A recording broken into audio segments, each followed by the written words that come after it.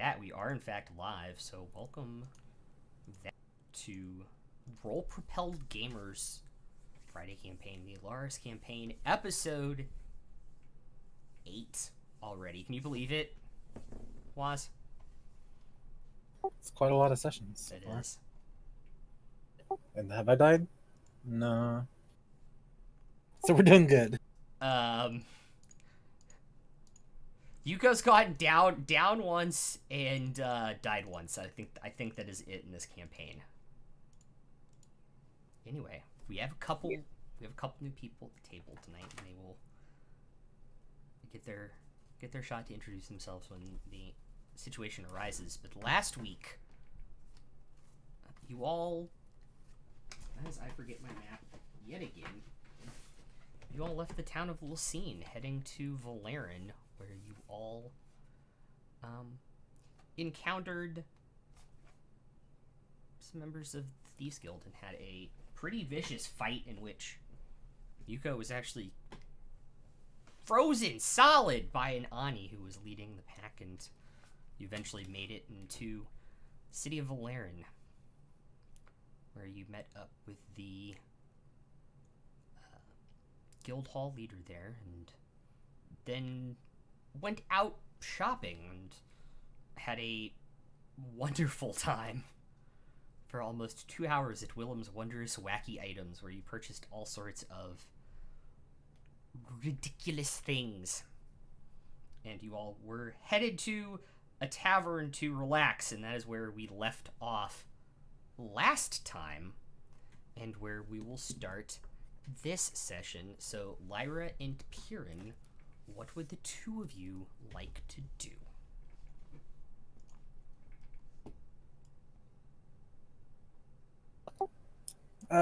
I just wanted to go to a tavern and just eat an actual meal. I've been living off rations for quite a while. Okay.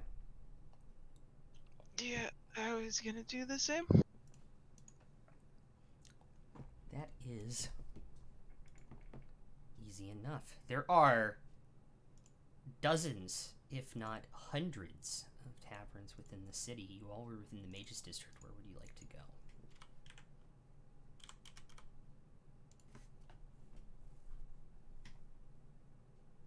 Have I noticed a more rustic part of the town, or is it all pretty much the same, besides the magic area? So, depends on what you mean by the term rustic. More like trees or anything growing. I'm missing my forest, man. There are trees and plants and gardens within, like, the Elvish district that skirts the Mage district. Ooh, Elvish. But if you're talking about, like, rustic, like, old, thousands of year old buildings, that would be Old Vallarin at the center. I would like to go to the Elvish. Okay.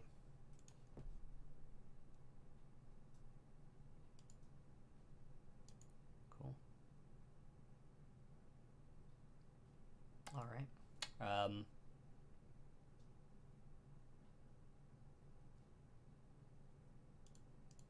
You can follow Lyra.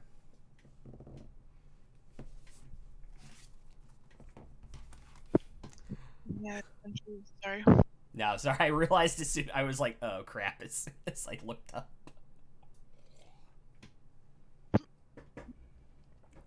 I'm also still waking up, so. Yeah, time zones are a pain in the butt sometimes. Well, I also had like short patrol last night, so I've been up since I was up until like 2-3 a.m. last night. Oof. Okay.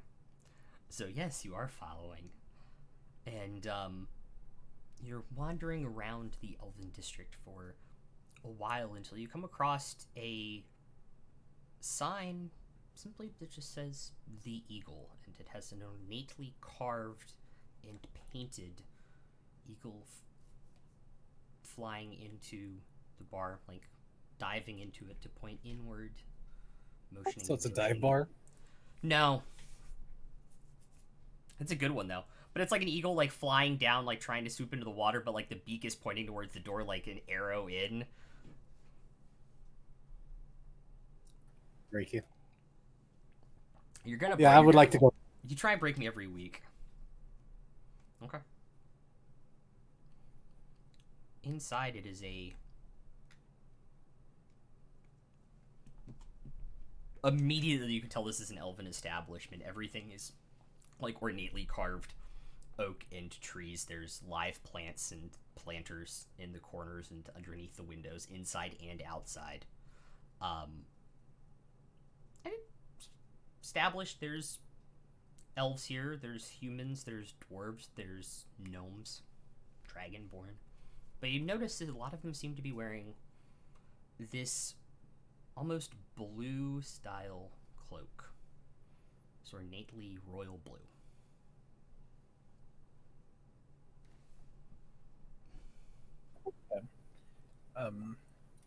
I'd like just to head up to the bar, actually. Okay.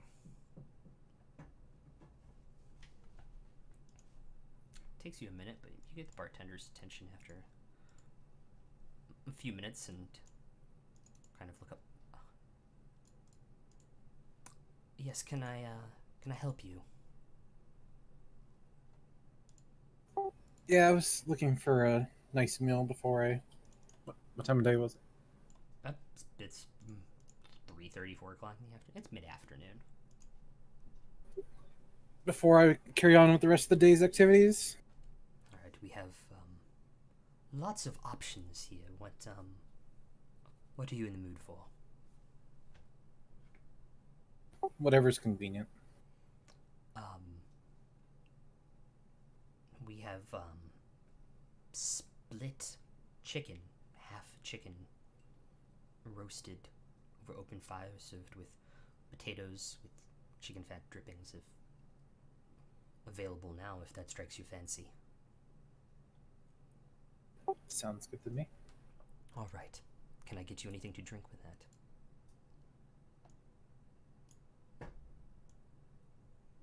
Whatever's on tap. We have a mead and a wine. Wine. All right.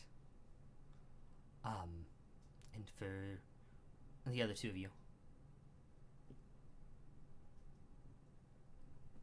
Gift kind of nods and is like, "That sounds good." I was about to turn around, like, who's following me? Just because he's not here IRL doesn't mean he's not there in game. True. I had that, like, creeping hand feeling. Is it hit? Or the hand from Adam's family? The inflictable hand. Thank you, thing. Alright. Of the same. All right, that'd be 3 gold apiece then, so 9 total. And where will you be sitting? If I look around, is there any, like, empty tables away from people? There are several tables near the back side of the restaurant. Like the corner booth? All right. It'll be ready in just a minute.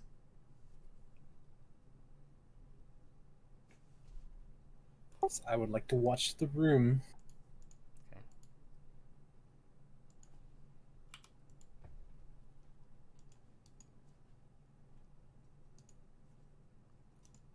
Okay, if you want to watch the room, make a perception check.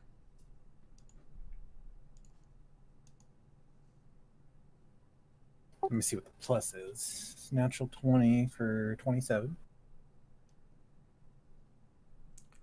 Okay. If we're adding the rest, 44. Yeah, I was waiting. I was waiting for that.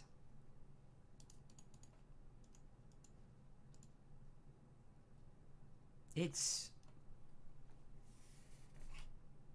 interesting watching and sitting at this bar, or sitting at the booth, watching other people at this bar. You see 1 or 2 people with the green cloak of the adventurer's hood with the golden hawk brooch, but a lot of them seem to be in these 2 or 3 different shades of blue, but they all have the same silver clasp together, which is You can't quite place it, but to you from this distance, it almost looks like two sticks with like fire coming off of them kind of crossed. You can't quite get a really, really good look at it, but it looks to be another like potentially guild symbol. Seems to be most of the people in the bar. They all seem to be speaking in hushed whispers about different things.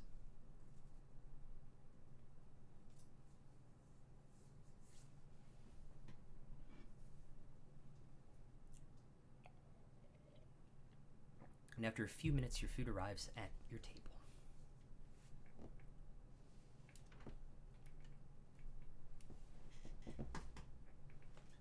I will tuck in.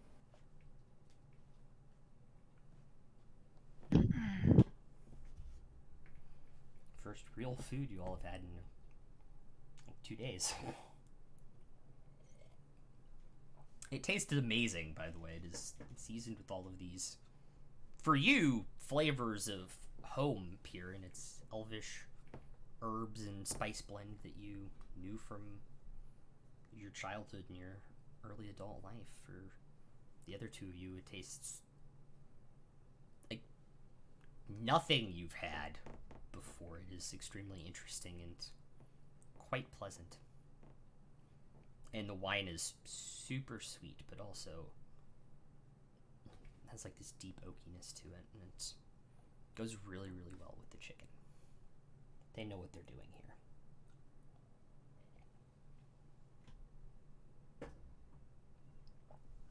We found a fancy place.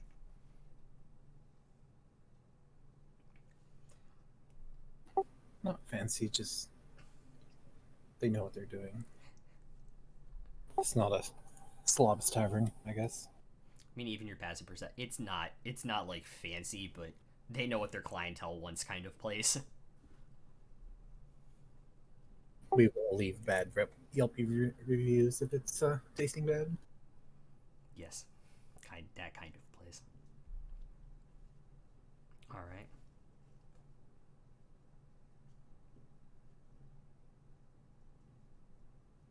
After your meal, what do you two want to do? I then would like to just head back to the guild hall because I was done with everything other than picking up a crossbow before I left that shop. Okay. Giff does have one other errand he has to run, and he will make it and meet you all back at the guild hall. Sklyra, are you headed back with me, or do you have something to do? No, I was gonna head back with you. I don't have anything to do. Need to figure out a way of making more money so I can go back to that shop. Yeah. Same. While I'm walking, I'd like to fiddle around with my alchemist crossbow. As you two are walking back, make a perception check, please. Both of you. No passive. 17.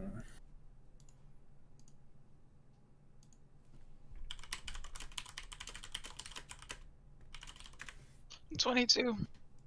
Not 20. Okay.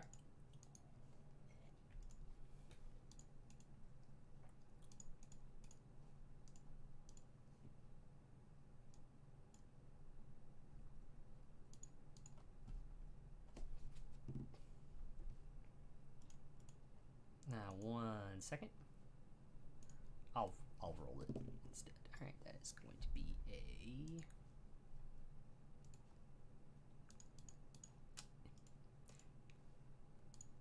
You are uniquely aware of the situation that you are being followed after you leave the bar. You have an uneasy feeling you can't shake as you make the almost hour-long trek back to the guild hall.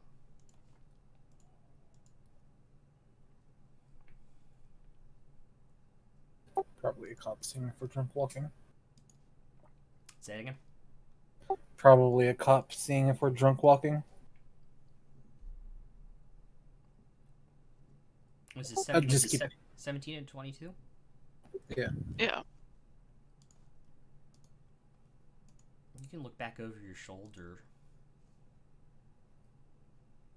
Let's It's not a cop that's following. It's someone who thinks he's being sneaky and clever, trying to blend in with the crowd and doing a terrible job of it. And you can see the horns of a tiefling poking out of the hood, and with his crimson skin, it doesn't make it easy to hide. He makes every turn you make. I don't see any Thieves Guild symbols, do I? You do not. I'd like to double my pace and get around a corner.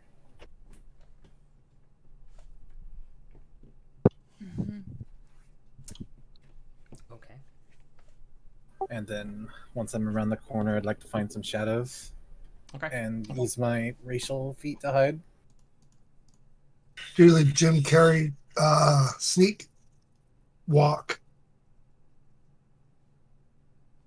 26 stealth.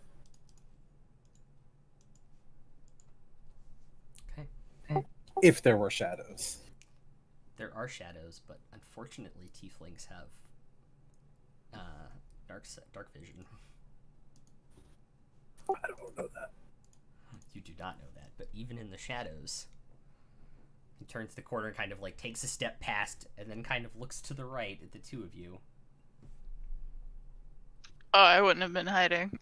I would have just been standing there. He looks even more May I help you? confused at the hunter trying to hide. I'm against the wall, like eyes closed. One eye open now. Like this? Yep. Yeah. May I help you? That's me, right? Yes, it is. You wouldn't make a good wall ornament.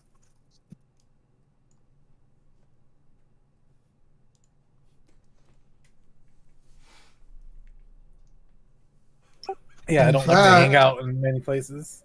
In fact, if anything, nah, never mind.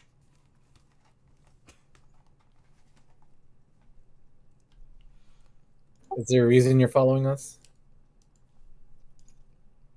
Does there have to be? Oh, so you're just a creeper. Okay, I get it. Me or her? Definitely not you. Rude. I'll walk away. Does he look at my butt? No. If anything, you'd probably shoot an arrow in it. Ah, resupplying me, huh? I'd be careful trying to offer wood to someone's backside. Well, what if it's not wood? There it is. Nobody wants that kind of prick.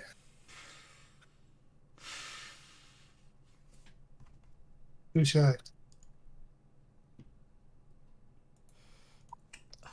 I see you might be needing some extra help.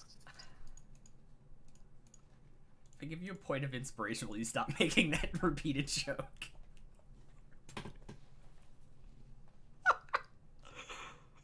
You broke me. Take your point of inspiration and stop. Alright. I'll stop.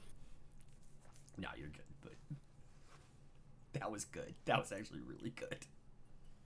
That's what she said. She was faking.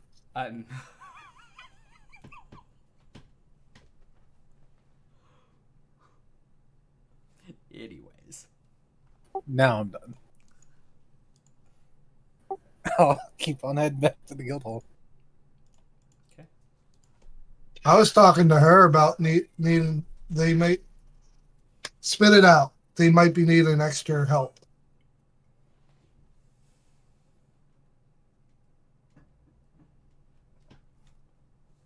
Don't suppose what you would think we would need extra help with. But you're free to tag Venturing. along.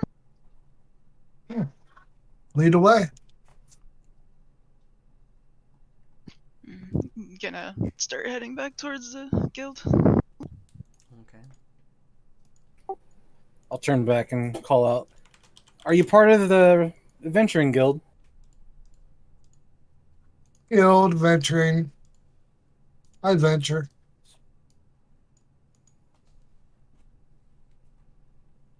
And I keep walking. You all make it back to the guild hall because of your slight dalliance. Gif meets you back there, being very, very careful, but still playing like a baseball with like his 300 gold diamond. And you were all surprised when the tiefling that has followed you was allowed in, like they knew who he was. He greets everybody walking in. Hey, Joe. Hey, Chris. Okay. So seeing him messing around with the gym, I ask him, what's the gym for? Gif? Yeah. Revivify. Didn't you already have one? The spell consumes it. It goes poof. How much did it cost you? 300 gold. Or 30 platinum in this case. After I walk through the door into the hall, I'm going to get into my second pouch and pull out 10 platinum Okay. and hand it to him. Alright. Thanks you.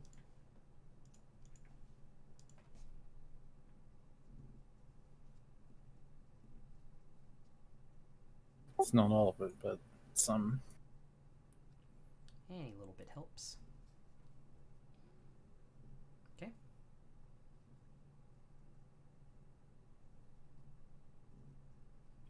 I'll go over and grab a drink.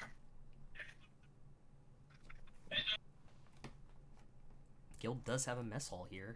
And easy enough to find a seat at the one of the tables and get a beer here. I'll get it. A mead. Go Maybe fancy. some, yeah, and some chicken legs. Fair enough, fair enough. Good play. What's your name, Tiefling? V'layeer.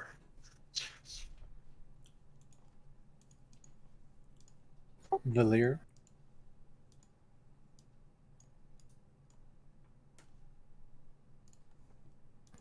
Do you know what the symbol was on those in the bar?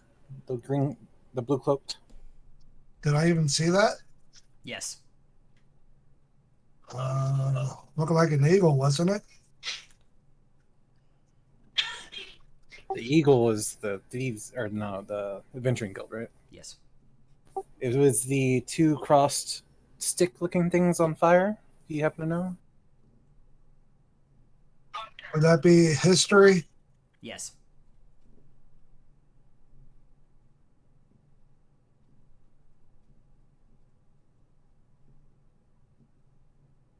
First roll was a 16. The second one was a 25.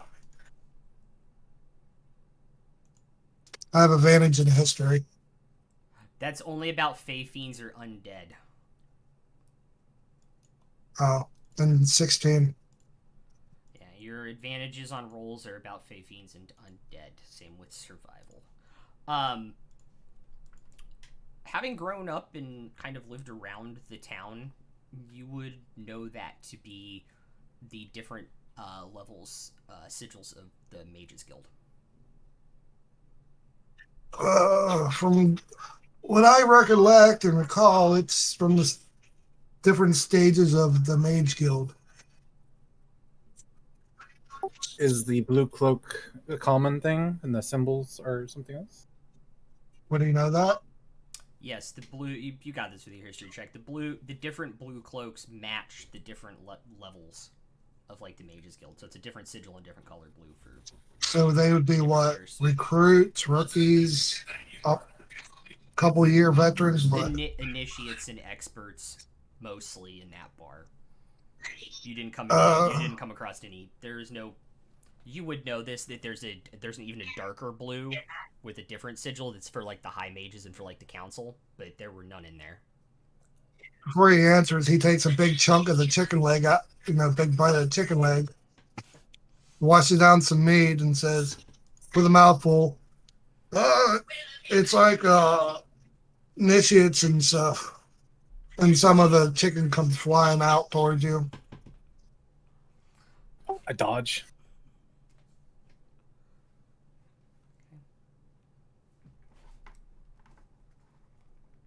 He eats rather like a barbarian, messy, sloppy.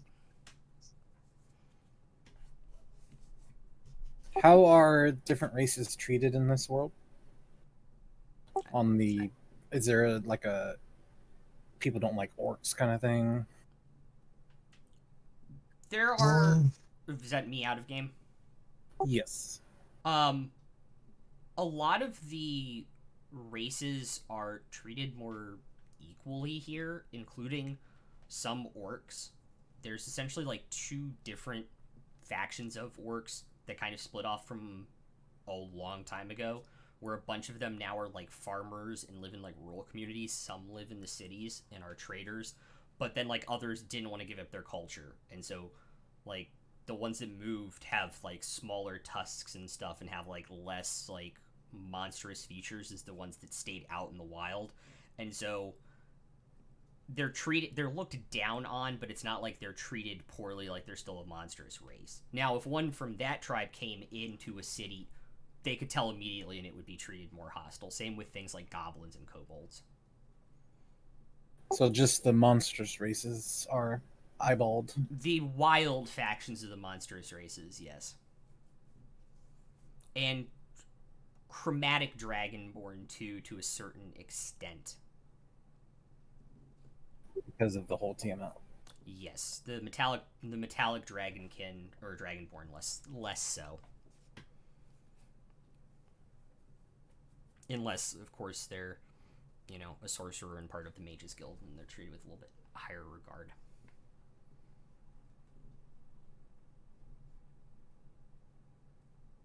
But there are ways of coming up. Yeah.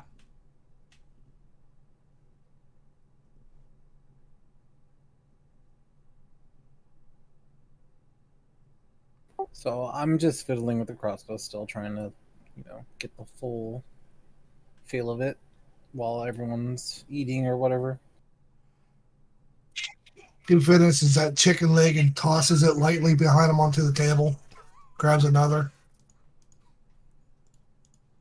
I love it. And lets out a big old belch.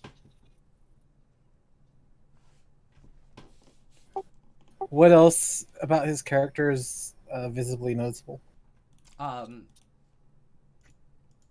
Make a perception check. 21. Okay. You can see underneath, and this is because you're a ranger, you would know this. You can see like underneath the cloak that he has on, that there's two bulges that look to be hand crossbow holders to like quickly pull them out.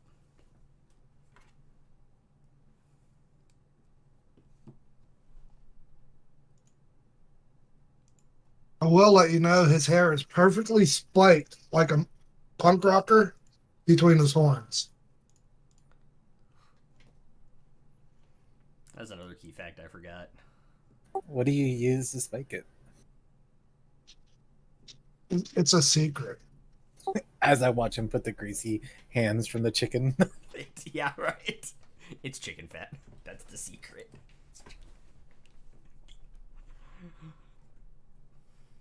All right.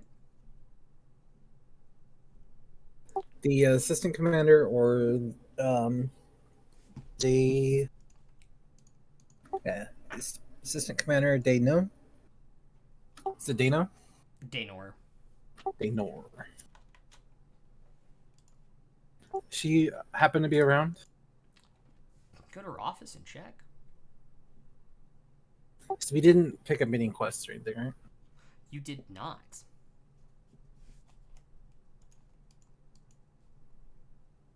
So if everyone was done with their stuff, or even if I had to go by myself, I would wander down back to her room, her office. Okay. Yeah, I can do that. Gif will follow you. V'layeer, what are you doing?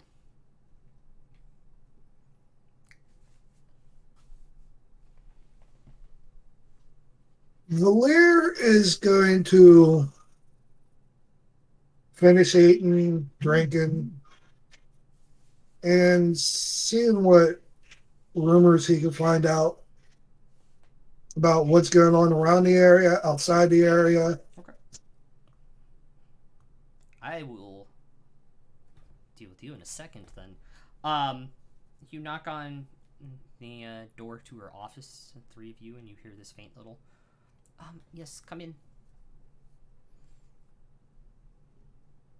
Right, head on in.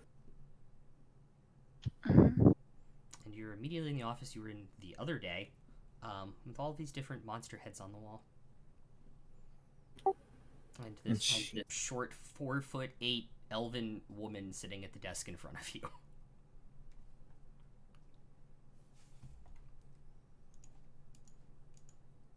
I was just stopping by to see if there were any updates on the Thieves Guild or any missions that were available.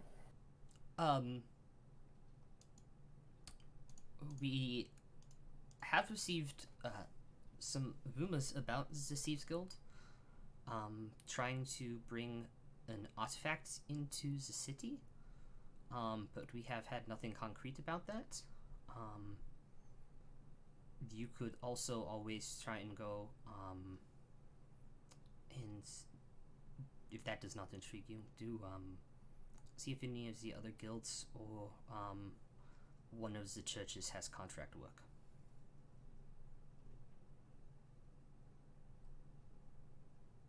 So they give work to those that aren't in their factions.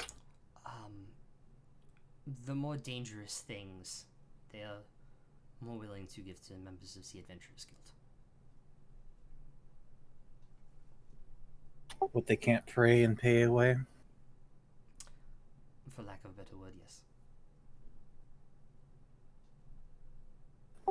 Sounds good. If you do need something specific from us, we're around. If you hear anything about the Thieves Guild or find out any more things concrete, I would love to hear about it. But, yeah.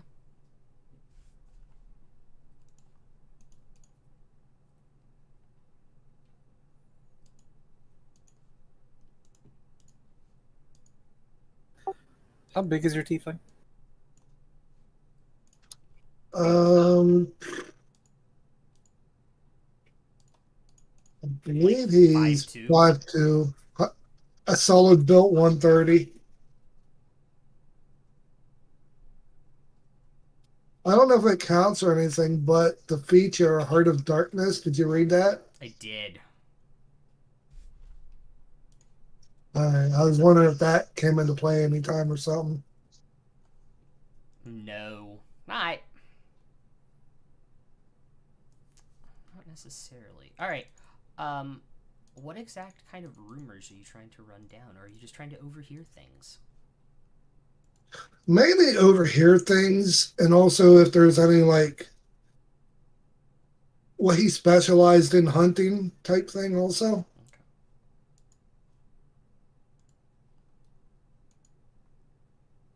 Make a perception check for me, please, with your passive.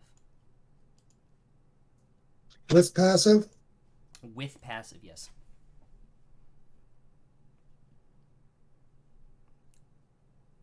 I rolled in that 20.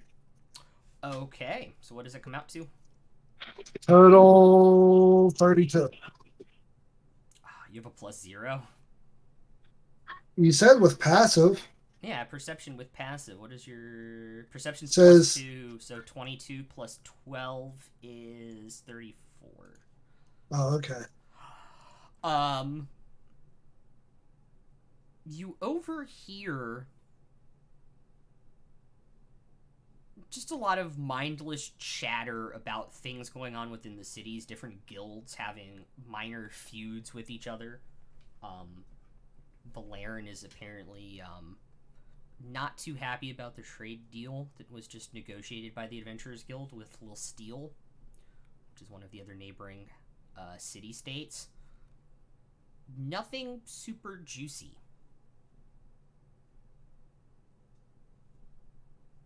Any whispers of like anything incriminating that I can catch?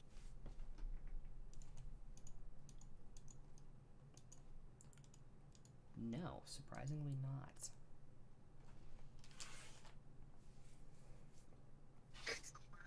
I'll walk by a couple of people that's like, I don't know, they have like some sort of issue. I'll say, I wouldn't do it. It's a trap, and just walk away. Roll intimidation.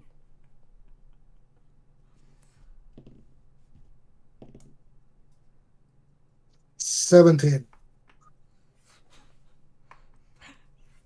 They look very confused, and almost immediately, as soon as you're past them, you hear like really hurried whispers with each other. You have no idea what about. You can't hear it though.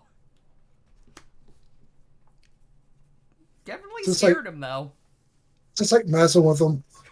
Yeah. All right.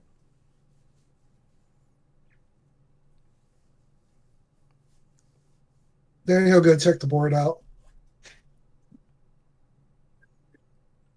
Okay. Nothing major's posted on the board right now.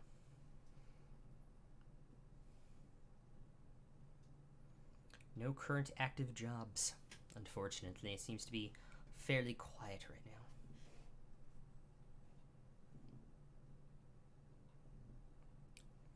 And the three of you see him staring at the board, having left the office.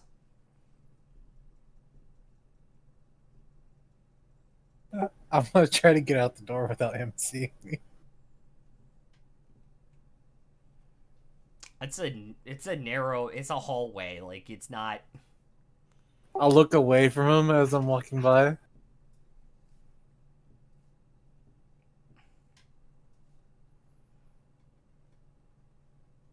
Make your perception check, V'layeer, please.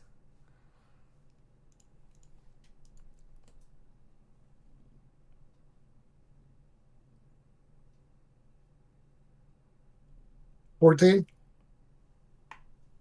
You see the ranger who you were talking to try to like inconspicuously sneak past you. Not only do you suck at hiding on walls, but you suck at sneaking by people too.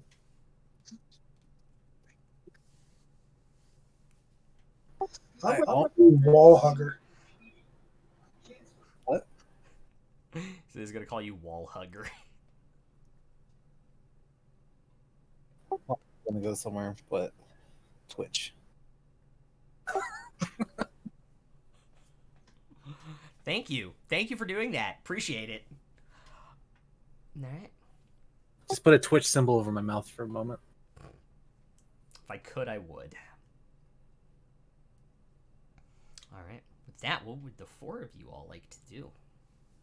Or the three of you here, rather.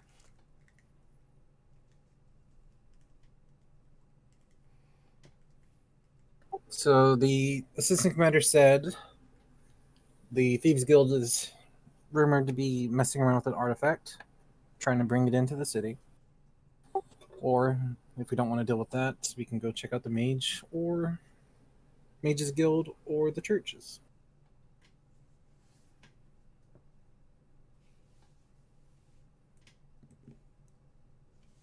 The Thieves Guild seem like more of an imminent threat.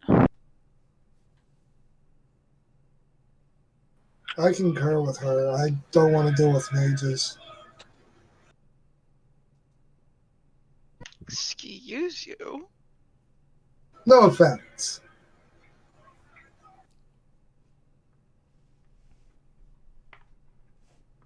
You're a sorcerer. Does it really count?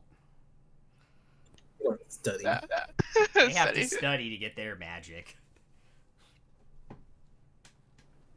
To that statement, I I kind of wish it was like in combat and there was a barbarian next to a fence and it said, "Offense taken," and he threw it at somebody.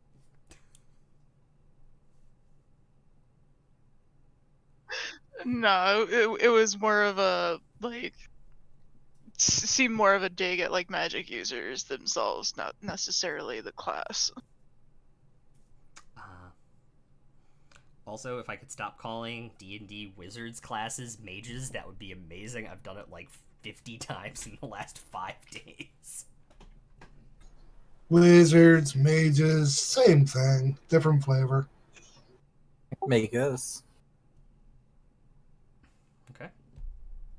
So what would you all like to do? All on We don't have any leads on the Thieves Guild, so might as well go pick up a mission while we're looking.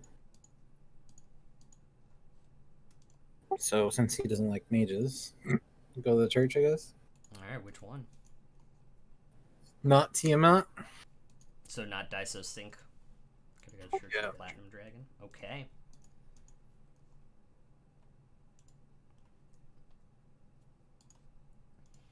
Bum, bum, bum. That would be within Old Vallarin near the city center. So about a 30-minute trek. To the center, and then to the north is mages. So the mages actually operate. Yeah, the mages operate out of the mages district. So you're kind of like between it, because like Guildhall is in Northgate. Then you go through the mages district to get to Old Vallarin. Okay. I'm gonna toss my second crossbow into the bag of holding. Okay. Do you all it takes about a half an hour. It's dusk now.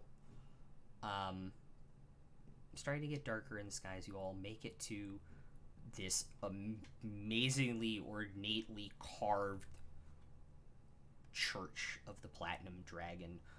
God, I can't remember my architecture terms now. For lack of a better word, there's like the fresco, like the banner above like the arches and stuff, tells the words like the elvish creation myth of this world. So it has like Bahamut striking down Tiamat and ripping her into the 5 heads and standing victorious before finally like poofing into a cloud of actual metal in this last panel, like bronzes and coppers and silvers and golds and stuff embedded into this panel for the birth of the metallic dragons. And as you walk inside, it is incredible. There's marble carved statues to Bahamut. They're all sorts of fanciful decorations and different treats to him. There's a few... Ian, I cannot remember my architecture terms. What looks to be tombs to possible previous high priests of Bahamut here in the main floor. And of course at the back there's a huge actual platinum statue of the man, the myth himself, Bahamut.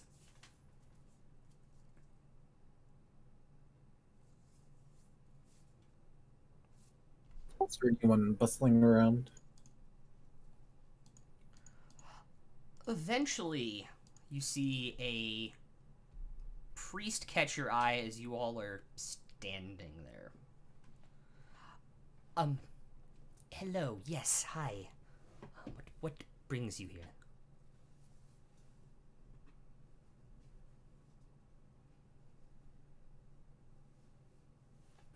We were told to check out the churches to see if you had need of the Adventurers Guild. Oh, your Adventurers Guild. Interesting. Well, yes and no. To be quite honest with you. We brought something to the Adventurers Guild, a while ago, and they told us, they would check it out, and we never heard back from them on it, and then we followed up, and they said it wasn't a concern. We have obvious reason, religious beliefs aside, truly believe that Daisos Sync is up to something within their temple here. They're trying to sink the temple. I don't know. Daisos Sync, the church of Tiamat, is doing something here. How do you spell that? How do you spell what? Isosync. I will copy and paste it for you.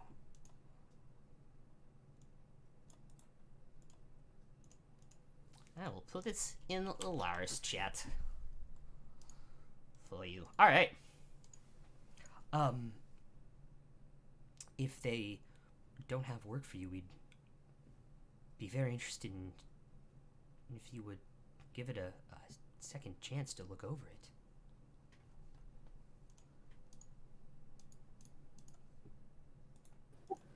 See what we can do.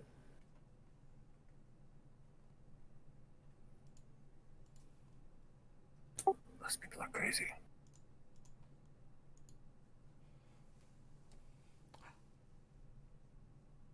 We have no idea, but somehow they just members.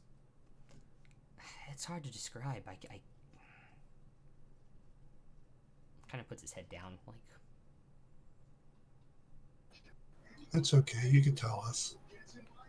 The church keeps growing in numbers, but then we keep hearing about members disappearing, but they say they're going to other churches to spread the word, and it's just confusing.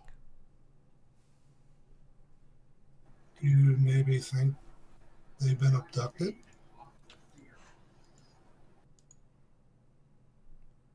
That could explain it, but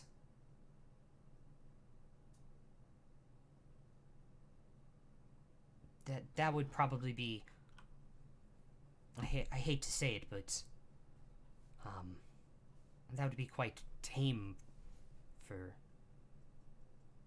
worshippers of Tiamat, in my opinion, as a priest of Bahamut, the Platinum Dragon.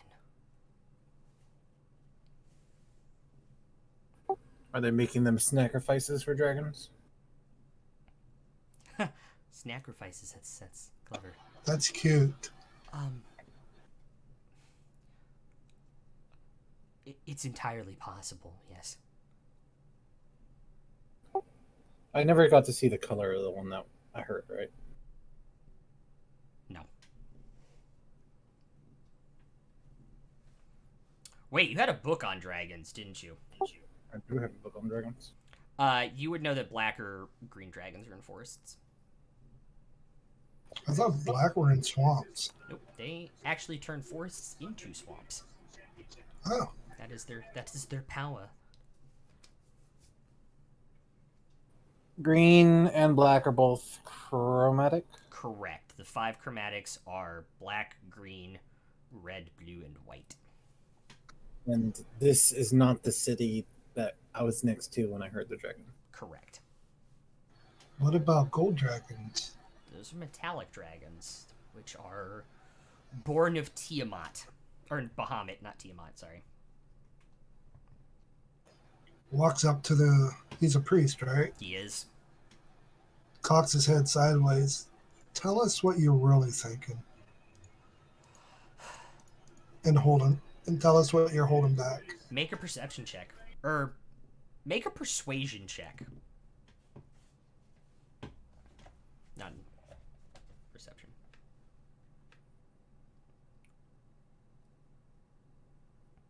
$13. Okay. I don't know what to think. We were told to stop speculating on it. I think they're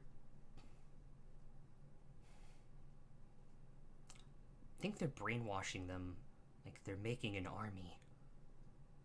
That's what I believe. I don't know who else here believes it.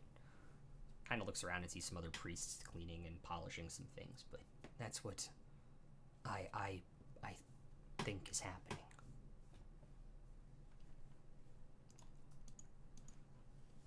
He'll step aside from him and walk behind him, but face towards the other clerics and priests are cleaning and watch their reactions. They're listening, but kind of like trying to stay focused on the task they're focused on because they don't want to get caught up in speculation. Your passive insight's high enough. You know that.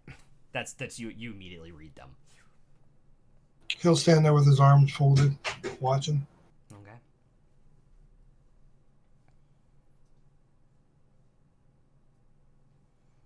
What do you think of the writings of Lacurin? Say that again? What do you think of the writings of Lacurin? The elvish scholar on dragons, right? Yes. I think he's done a lot of research and work into this to justify the chromatic dragons still existing. If your church had their way, what would happen with the chromatics? Send them away to a land that's not here.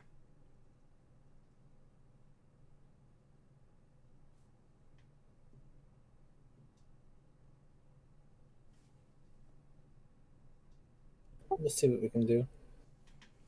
It's much appreciated. Thank you.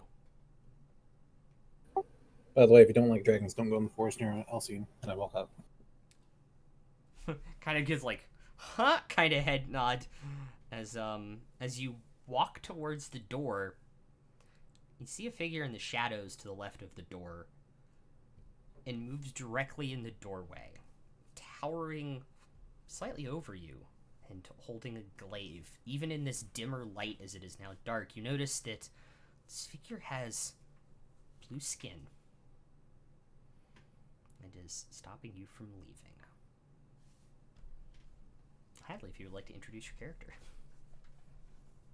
So you see a 6-foot woman in shining plate mail armor, and she has striking white hair and light eyes, and it almost looks like crystals are growing from her eyebrows and widow's peak, and she looks very stern, and she just says to all of you, "Are you taking up my church's mission?"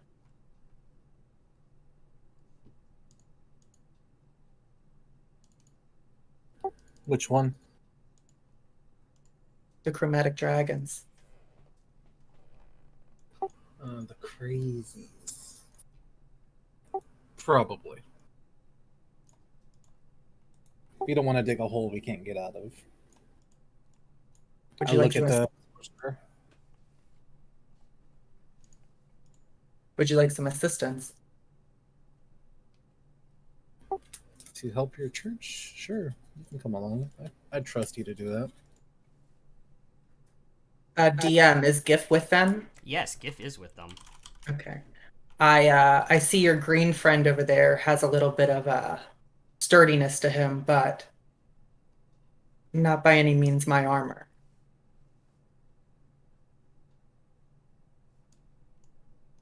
Well, I could say one thing. With her with us, we'd always get the element of surprise.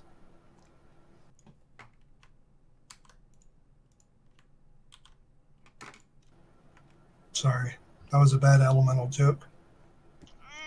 Yep. Cute pun though. Hey. Is this dragging the conversation along?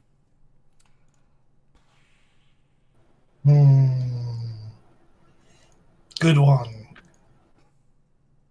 Boo. Let me go ahead and click off this inspiration. Hey, you knew what I was gonna say. Perfect. All right. With that, night has fallen over the city. Does the Temple of Daiso Sync operate during the night as well? You would have no idea.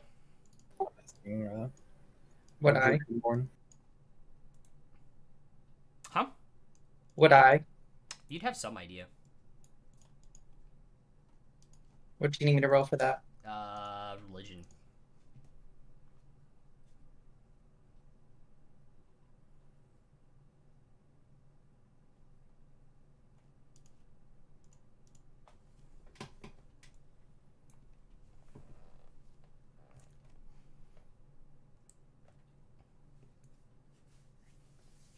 Yeah, that's a 7. It's possible they're open like the Church of the Platinum Dragon. You don't really go there a lot.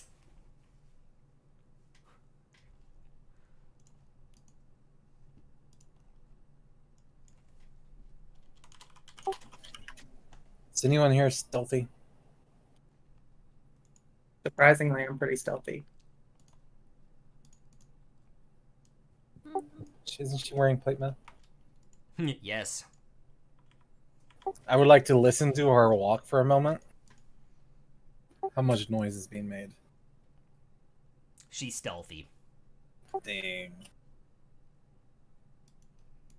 So, Gif, I suggest you stay back for a bit. Okie dokie. So, we need to figure out what's happening. The best way is to do it sneakily first, before any confrontations are made. So I guess I'd like to scope out the area, unless anyone has another idea.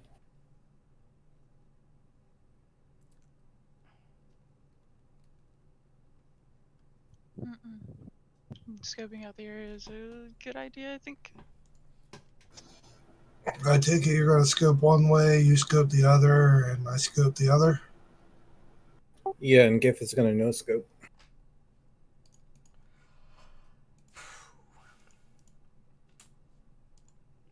That was rough. Okay. Mostly, I want to know if there's a back escape way.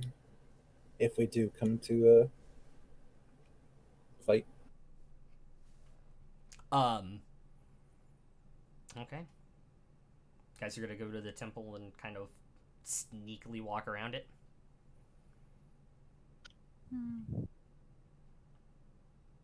I suggest you go buy a potion of visibility because you're hiding. Ain't that great? Points to the wall hugger. Dare. 26 stealth.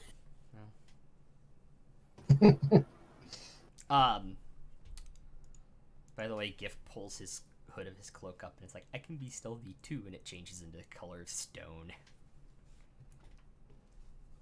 Did you forget he had that? Oh. What'd you get? 19 on stealth. Okay.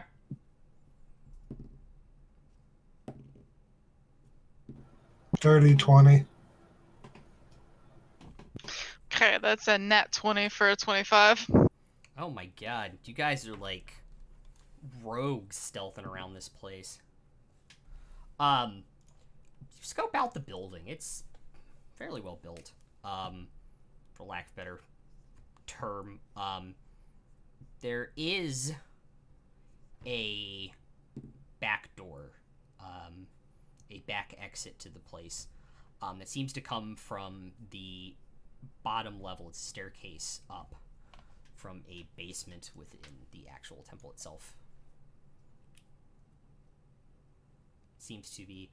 You don't notice any lock or handle from this side, so you... Near all of your insights, actually, you pretty much think that this... It's locked from the inside. On the back door. And it's currently... Huh? It's currently shut? The back door is. The front door, one of the doors is open, and there are flames coming, like firelight coming from inside. Am I like half resistant to fire or resistance to fire? It depends on what your back is.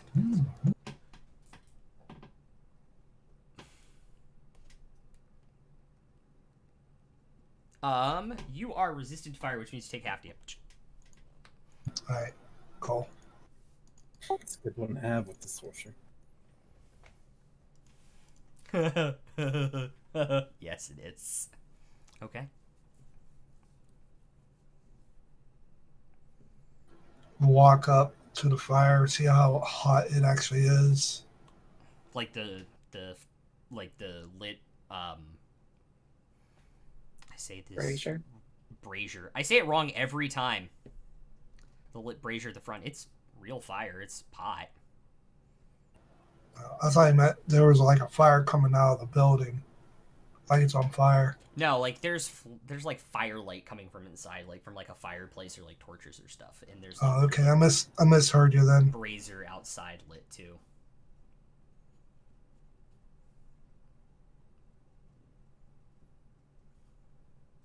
Okay. I'm down for camping out and watching to see if anything happens at night.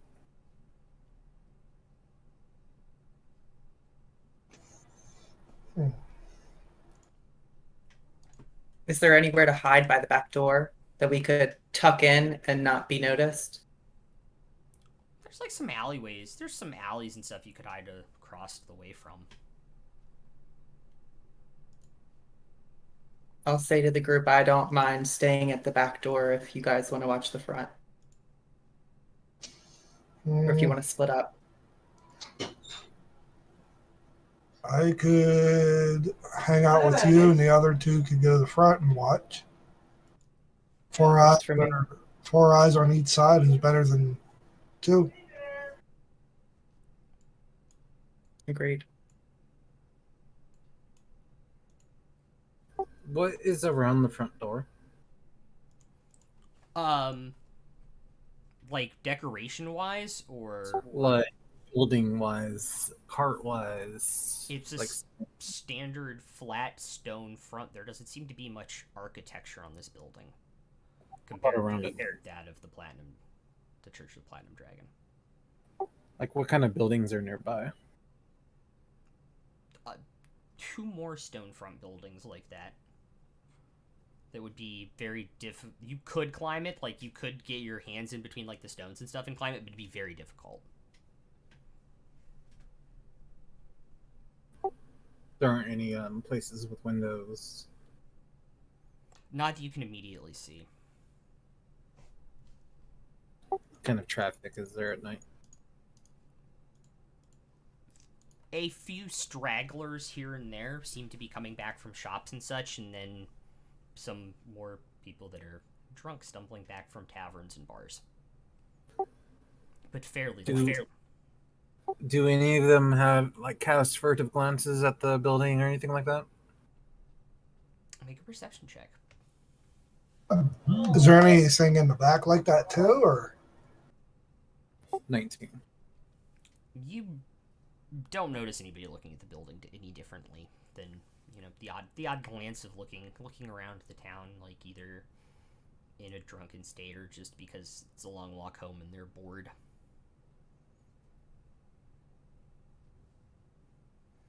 The back alley is dead quiet.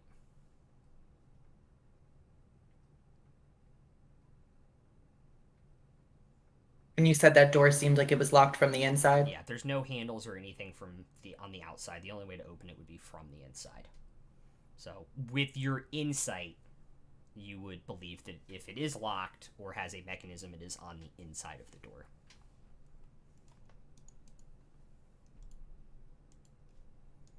Watch for a couple hours and see if anything happens.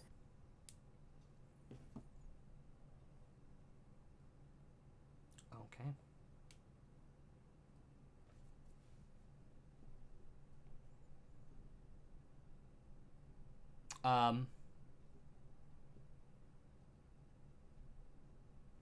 After a few hours, one by one, the torchlight that is lighting the inside of this building is put out. And now it is dark.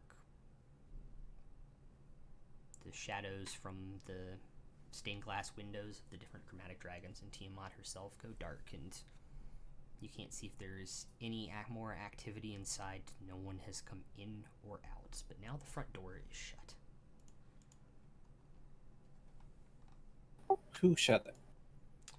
You could not see because the light was out. Even with dark vision? A cloaked figure.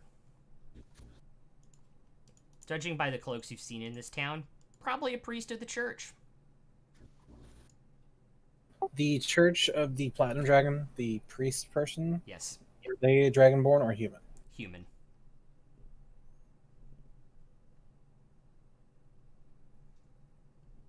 This person's stature was also human-esque or humanoid, so elf, tiefling, human, half elf, one of those. You couldn't. Again, you see shades of gray in dark vision, so you can't 100% tell. So if there's no more activity, I would like to regroup. Okay. You guys are gonna go back to the alley to find the other two? Yeah. Okay. Did you see anything back here? Just shakes his head. Nope. They've closed down the temple. Lights went out. No one came out at all. Looks to the big, sturdy new. What's your thoughts? Well, I'd say if people are disappearing, the perfect time to bring them into your temple would be after you're shut down. I'm guessing they won't be using the top route. They'd probably go through the sewers. That's a good thought. Is there a way in through the sewers? Make a perception check. Wait, your passive perception's pretty high, isn't it? Mine's 17. Yeah. You kind of like take a step forward when he says that, and your foot hits a grate, and you're like, oh.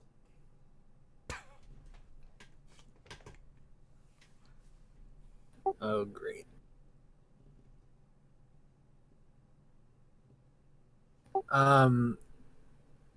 So no one sees them going in and out of the city. Maybe we should move away from this grate and watch the grate. Is there a cistern system? What do you mean?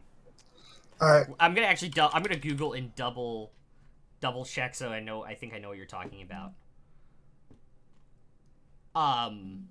Like the arched buildings that held like rainwater and stuff from like Roman Empire and medieval era. It's like a door entrance that goes and descends down into the sewers.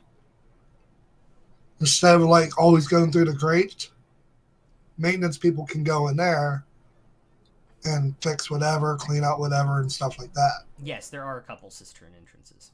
You would know that too. Kids get dared to go in them all the time in the city. If anything, they wouldn't use these grates. They'd use those entrances there.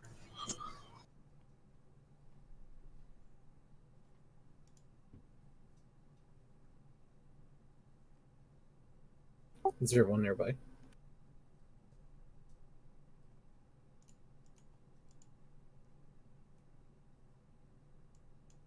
No, they're out.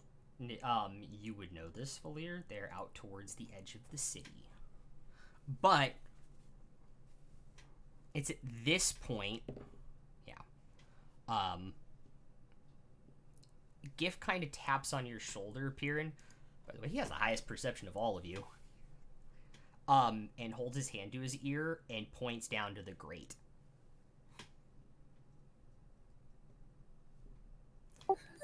Huh? Telling everyone to move back. And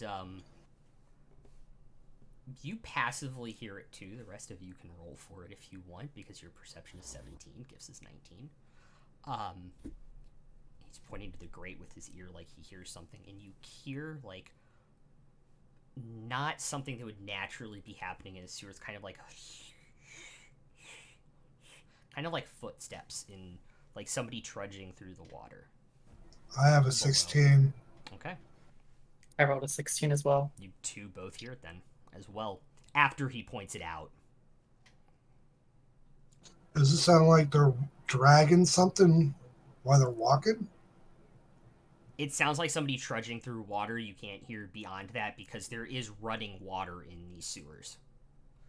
But there is another sound coming from there that sounds like somebody working through, but that's all you can tell. Can we tell if they're wearing any like metal? Like armor? Not really. You you hear the sound of these footsteps and this sloshing through the water. That's pretty much it because of the rest of the running water through the sewer system. Like, the water drowns out all but, like, that movement they're making against the water.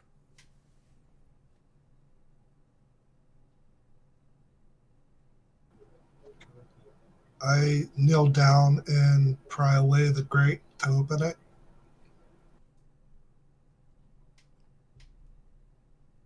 Okay, make a strength and a stealth check.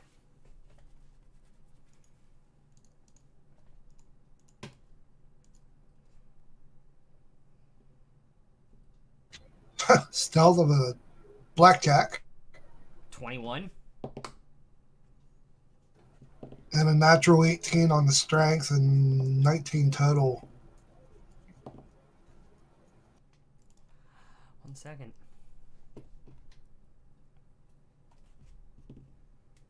Wow.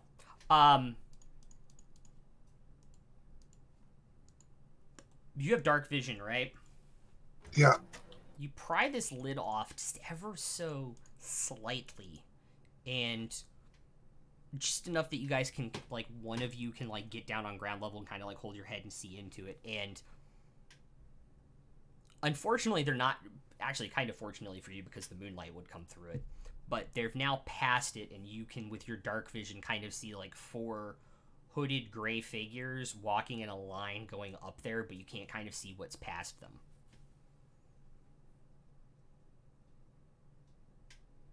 I don't want to say nothing because they might hear me. So I motion that there's 4 people walking in a straight line.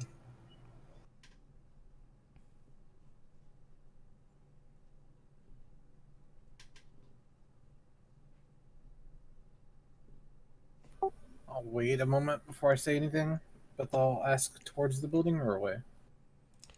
They're walking in the direction towards the building. Should we follow them?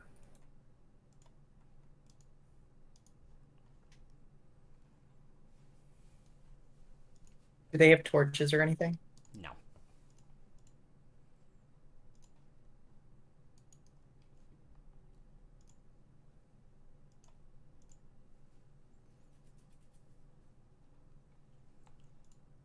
I mean, we've come this far. We might as well follow them. I'm going to cast. Thought I had it. Thought you did too. Apparently, I don't have it. Never mind. Not casting anything. What were you looking for? Pass without a trace. Oh.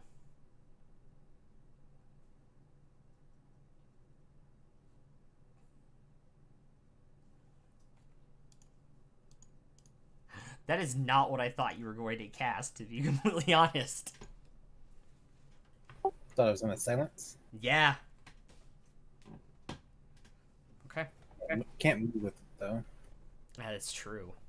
Alright, so what are you guys doing?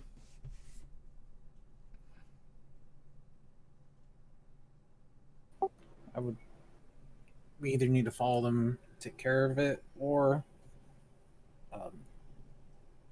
stealth and follow through the building. In my opinion.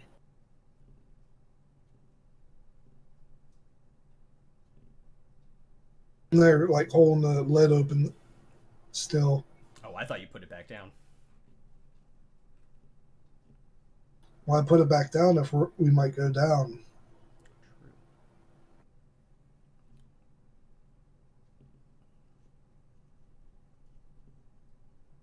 I mean, I guess lift it and let's go. Okay. How long has it been since they walked by? Couple minutes now. So yeah, crawl down into the sewers. Let's get dirty. I say ladies first. I'll take point. Alright.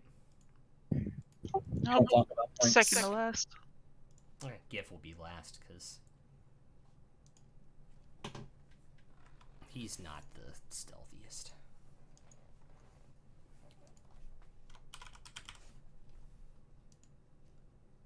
Then I'll pass the lid off to GIF as I get down there.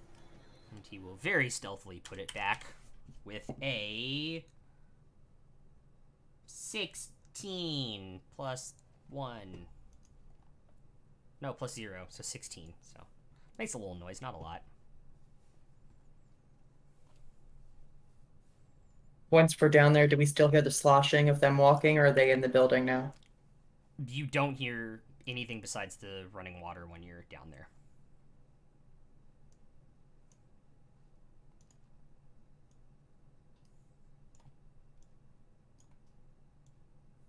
Once we're all down, can everyone see? Do any of you guys not have dark vision? Yeah, I don't. Okay, so you can see like 10 feet in front of your face. The rest of you can see gray 60 feet in front of you. And can see what looks to be, from here, a hole in the wall. I was going to say maybe they had a secret entrance, but if that's a hole in the wall that leads to the church, they're horrible. Steve Mott's asshole. Oh my god. Wait, we could put you up against it. It might work. Never mind, I won't say that. I'll follow the Dragonborn. Hadley, right? Not a Dragonborn. Air Genasi. Oh, I did not even listen to that description, apparently. Okay. Why do you think I made the elemental joke? See, I assumed you got it wrong. But it went over my head.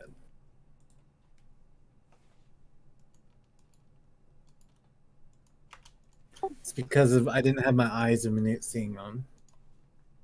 Okay, give me. So, are you guys gonna go to the door? The hole in the wall. Yeah, the hole in the wall. Mhm. What do we see as we approach? It is a locked door.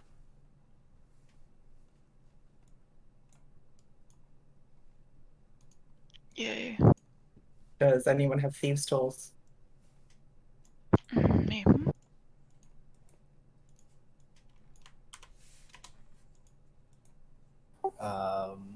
Nope.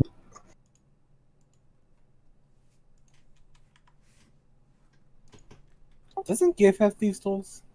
No. Rummaging through his backpack, he pulls out manacles. I don't have these tools, but I got these. I have thieves' tools. I pull them out. Okay, sleight of hand.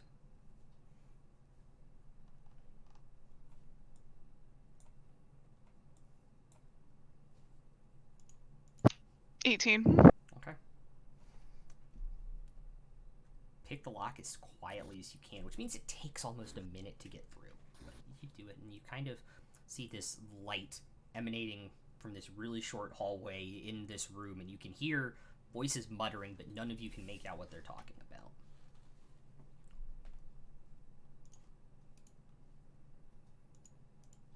Sub was.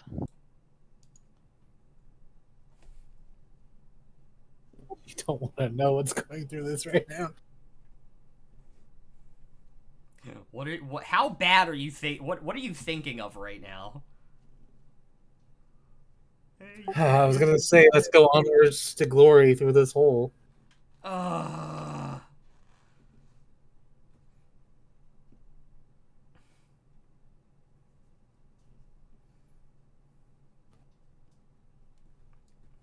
Gift touches you upon saying that and cast inflict wounds at 3rd level. No, I'm kidding. I'm kidding. I mean, I was gonna see if I was shaking it with booming blade, but you know. Just murdered in the sewers. I had my hands on my crossbows for a second. Like, nah. Alright, so you guys are all going to stealthily enter the room. Yeah. What's the order looks like of you guys going in? Besides, I think Hadley first. Yeah. go second. I would be close to last. Mostly because sorcerer. I don't want to get in the middle of all that. I don't Don't- blame you. Not yet, Don't worry. anyway. You guys walk into the room, and there's 3 cultists standing there over something that I'll describe in a second, but I have to set the entire scene first. But they're standing with their backs towards you. There's one further into the room, their back also to you. You see a glowing blade across their black, this elven woman, but taller than a normal elven woman.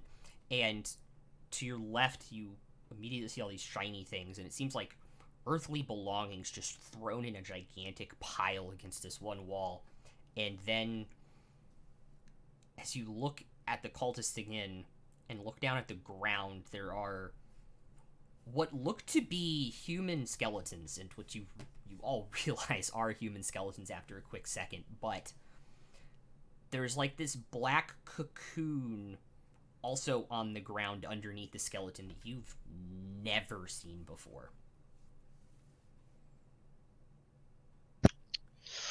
Alright, what do we just walk into? Have they seen us? The one with the blade turns around. I've been expecting you. Did you have dinner prepared? I mean, I wouldn't exactly call it dinner. Yeah, cheap date.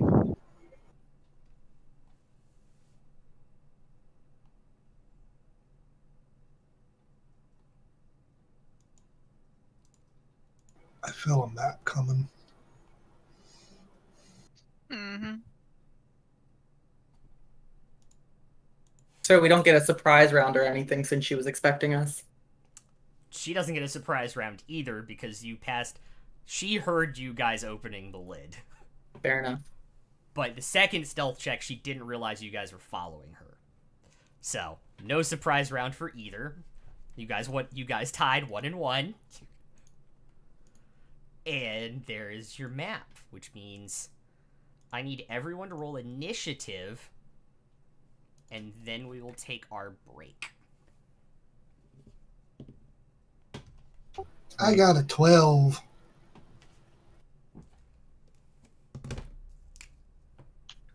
Mm-hmm. 19. Okay, 12 for V'layeer, 19 for Yuko, for Lyra, Piran. 7 for Hadley. Oh, sorry. Okay, 7 for Hadley. Whoa, okay. What'd you get, Waz? 23. Cool. You're going first when we come back. Gif is going second because he rolled a nat 20 for a 21. Nice. And the rest of it will be a surprise. We'll see you guys back here in like 2 minutes when we're back from break.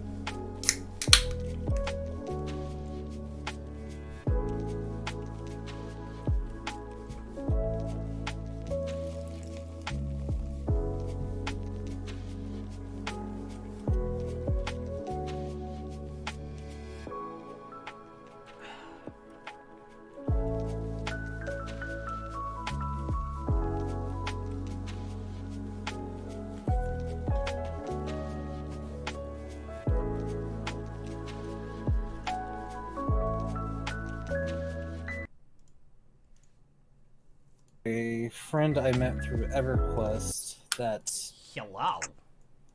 got me into it. Hello. And welcome back. I'm switching back over to the screen now live. Oh, nope, he's gone again. No! I thought people were back. Apparently not. My mistake. What's everybody in Twitch chat land doing out there? Thank you for tuning in. Appreciate it.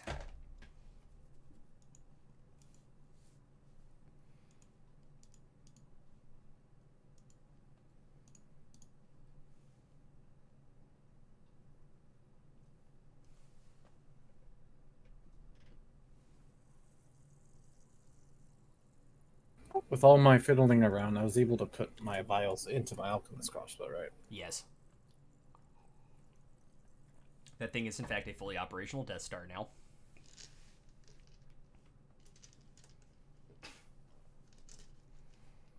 Well, what did you say? I said that thing is now a fully operational Death Star. Oh, yeah. I get to roll so many dice with it. I love it. Yeah. The bonus ability is crazy on it, too, to be completely honest. For what ability? He has an alchemist's crossbow, so it does fire and acid damage when it hits, and if he rolls the same damage, the chemicals combine and explode for an additional die. Oh, cool. So his hits do like 1d6 plus 2d4 plus potential for another d4. D6 crossbow, 2d4 substance plus another d4 potential, plus a d6 of Hunter's Mark, plus a d6 of Slayer Spray. Okay. All right, I'm counting Yuko as being here. She's near her computer. I see dice. Let's go. Piran, you're up. Gif, you're on deck. Lyra, you are third in the player order. V'layeer, you are fourth in the player order. Hadley, you're bringing up the rear. The leader-looking person with Yes. the glowing sword, Yes. Hunter's Mark. Okay. Actually, no, Slayer's Prey. Okay. And then that was my bonus, so I'm going to shoot with my crossbow.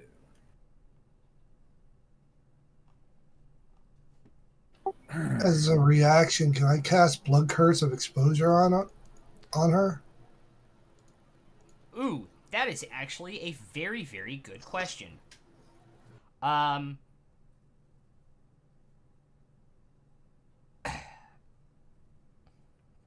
When a creature is hit by an attacker spell, it is your reaction. So if he Alright, hits, gotcha. then yes. Alright, I'll do that if he hits. Natural one. You see the crossbow bolt, boom, kind of explode on the wall behind her. Kind of looks around. That's new. And then I will throw a dart. Okay. Sharpshooter. I forgot to say that last time. Yeah, I figured you were sharpshooting.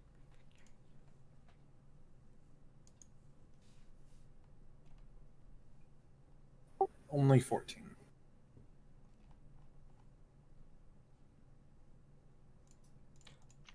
Rolling kind of low. Does aren't not ya? hit. Yeah, it was a 9. I only had a +5 to that. Okay. Let's see it. Okay. What is GIF going to do? Inflict wounds.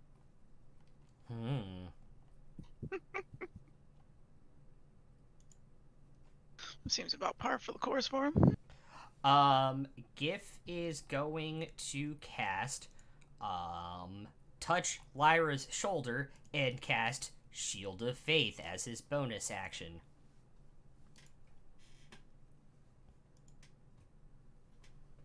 And then his action, because it was a bonus action spell, he can cast Cantrip as his action. He's going to cast Sacred Flame. So that's +2 to your AC, by the way, Lyra. Hell yeah. And so that's a dex save. And it's cocked up against my die. That is going to be a 9 plus 8 for 17. So that is, she's going to dodge the damage. He was attacking the main one, by the way. As he throws out his Sacred Flame, dodges it. Okay. it is now this cultist's turn. Oh, by the way, did you want to move at all, Piran? Let's check my range on my dart. It's 30 feet, right? 60 since I'm Yeah, sharpshooter. It's 20. you're easy. Do you just want to go against the wall or something? Yeah. Okay. Cool. Gibbs is going to move to this wall, but like slightly up. Alright, it is now the cultist's turn.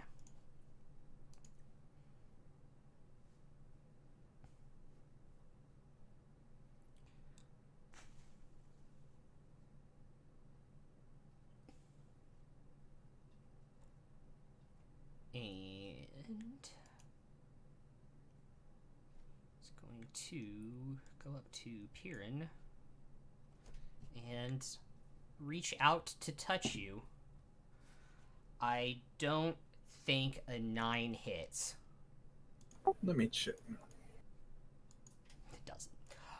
Because it reaches out to like touch you with this spell, and it's light in here, but it's also like, and he just kind of like clearly misses, like reaches out for your arm and like touches the bow and axe, and he's like, crap. Okay. I'm sorry for what I'm about to unleash onto the world. The main one is going to pull out her hand crossbow and take a shot at Piran. That is going to be a dirty 20. That hits, right? Yeah, 17. Okay. I need to make sure I'm doing this right.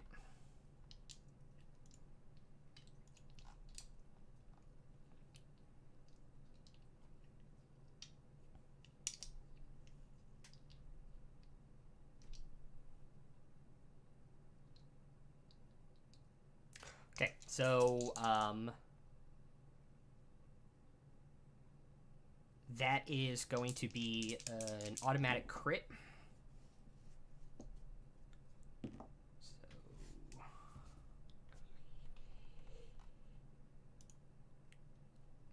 it's 24 points of piercing damage.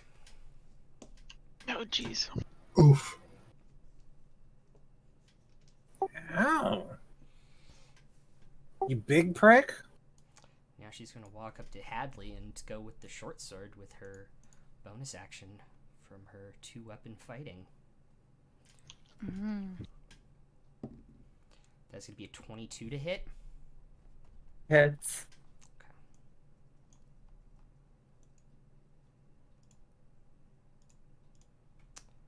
Alright, 1 second. I scrolled too far. Or did I? Alright, so it's going to be 4 points, or no. 6 points of piercing damage from the short sword. And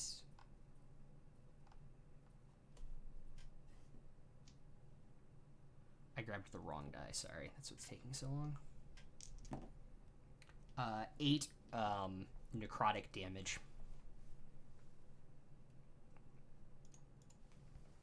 Ooh. You don't have resistance to that, do you? Oh no, that's wrong character. That's the ASMR. Okay. That is her turn. Lyra, you're up.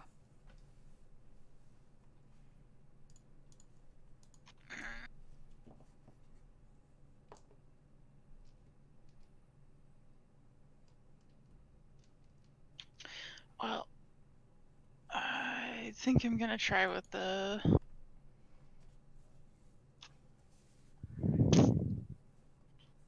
I'm gonna go with the Scorching Ray. It starts out the right there. Okay. Is that a dex save or a spell attack? A spell attack. Three rays, so three rolls. Alright.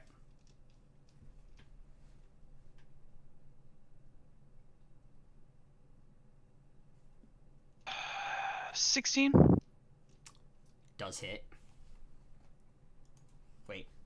Yes.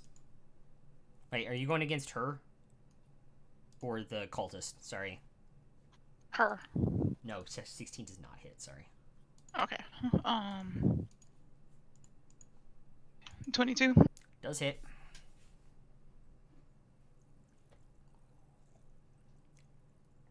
And a nat one. Okay. Oh, only one hits.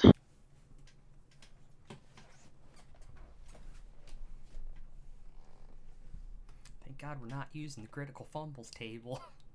I forgot that you said you were only going to use it on one shot. So I was like, oh, Jesus, I'm about to kill somebody. I'm about to shoot the sorcerer. Nope, only in one shots. That's how I'm gonna keep. That's how I'm gonna make it more fun. That's how I'm gonna make it more lighthearted. Some of the critical successes on spells are ridiculous, by the way. Anyway, how much damage?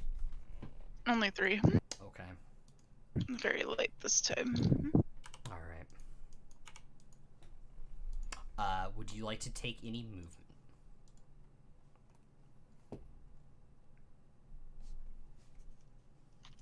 There's not many places that I can see that would be feasible without putting myself in danger, so I think I'm just gonna stay put-ish. All right. V'layeer, it is now your turn. What blood curses can I do? The 2 on your screen. Under features and traits? Under class features, yes. Or do you mean Crimson Rights? I think it's called Blood Maledict. Yes.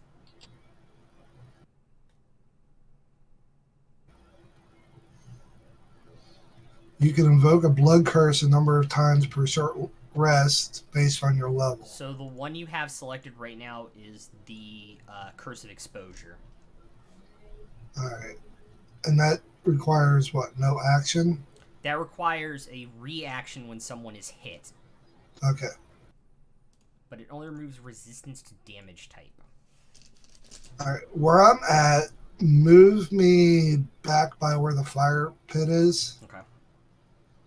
And I'm going to shoot the main one with 2 crossbow bolts.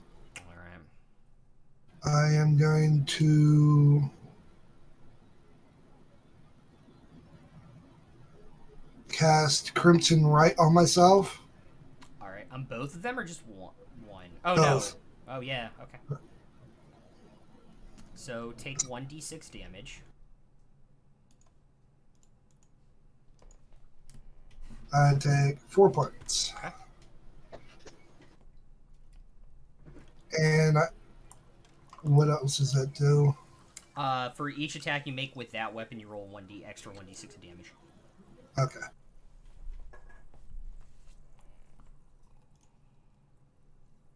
$17 plus, I think, what, 9? Yeah, that hits. And 12 plus 9? 21 also hits. All right, so 2d6 plus 4 each bolt. Yes.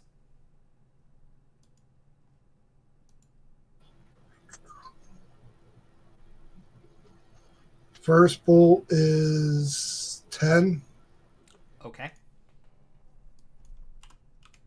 and the second bolt, bolt, 11. All right.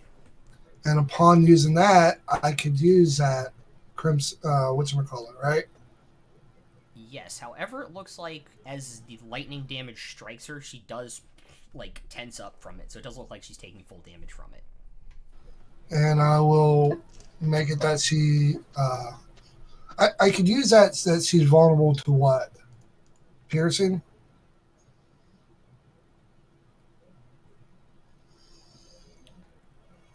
No. It only removes resistances or vulnerabilities. Okay. That's pretty strong. It is very strong. But it's a 1d8, and then it goes up to a 1d12 for him of terms of damage to himself to cast it later.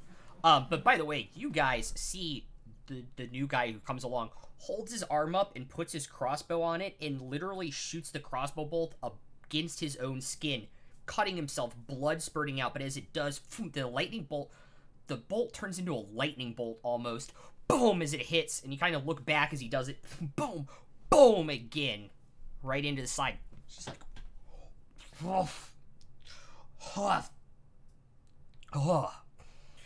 and kind of like holds her short sword back up, like, that was odd.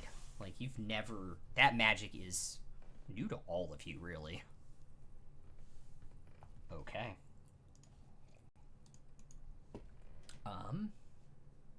Now it is the other cultist's turn. They're going to move there and there. V'layeer, make a dexterity saving throw, please.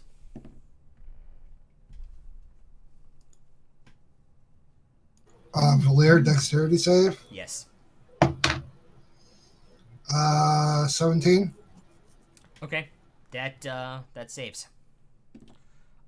Unfortunately, Gift does not save and takes 6 points of radiant damage as both cultists throw out what looks to be sacred flame to Piran and Lyra. We've seen Gift cast it several times. But this energy, this magic flying towards them as in the shape of the sacred flame is different. It has like a darker color to it. It's not the same light that you are used to seeing your cleric friend cast. With that, Hadley, it's your turn. It's your go. So I'm gonna pull out my glaive, and as my bonus action, I'd like to channel divinity and use my Vow of Enmity to gain advantage on attack rolls against the girl in front of me. Okay. And I will make 2 strikes against her with the glaive. Okey-dokey. 17. 17. Does hit.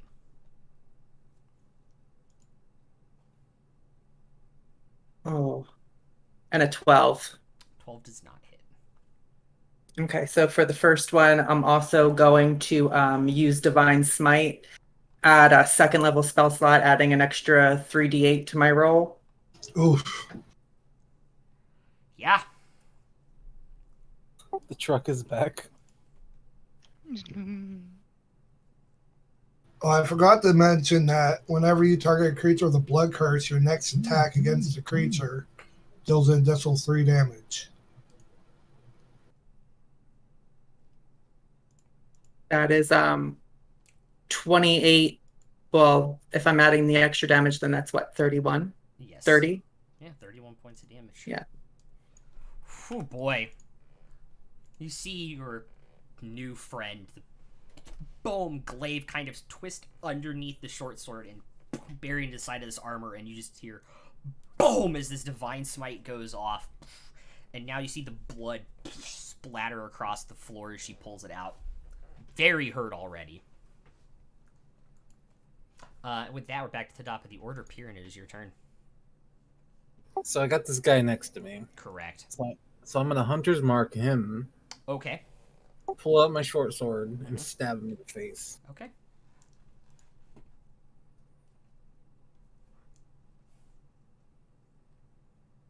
It's 15 Does hit. and 22. Okay.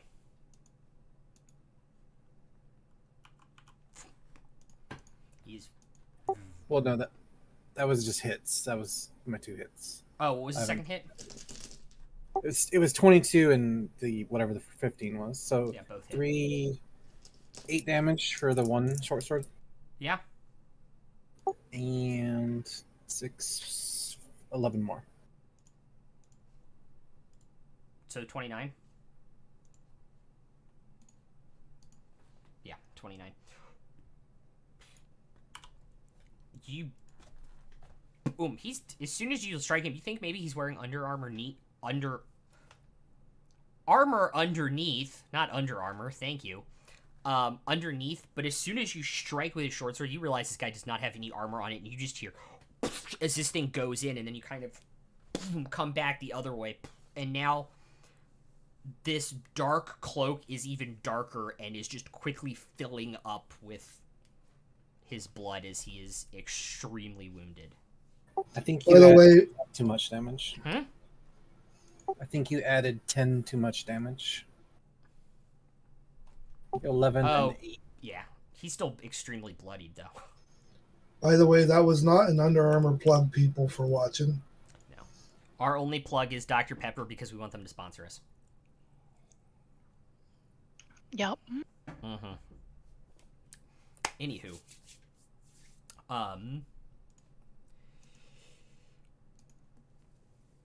It is now Gift's turn. Da-da-da-da.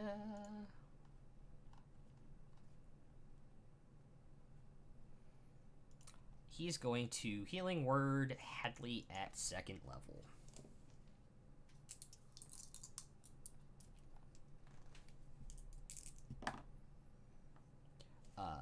5 plus 4 is 9 points of healing. Much appreciated. And he's going to move 10 feet towards the cultist to draw a little bit more fire than what he was doing there. Okay.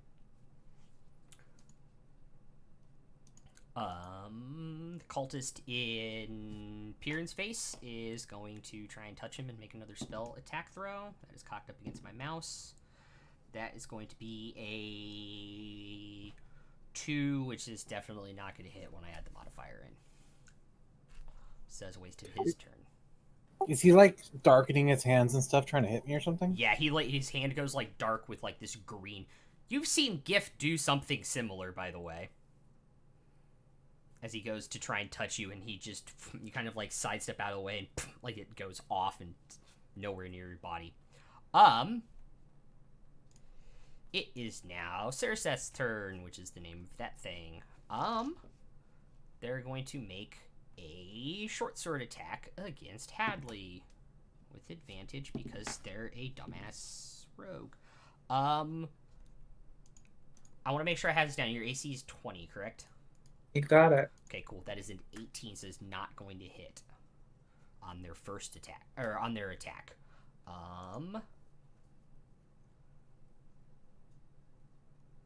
I actually completely forgot something.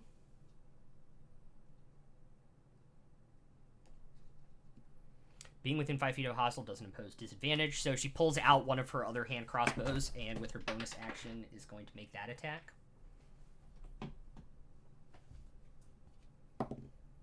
And that is going to be a 21. That hits. Cool.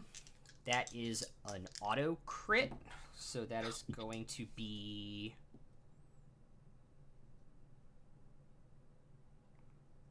19 points of piercing damage.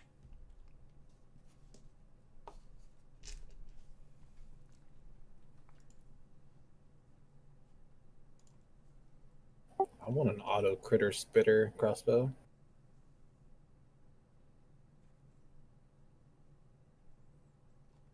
You should have asked Willem. True. You want a what? Auto spitter critter No. crossbow. You might have one. You never know.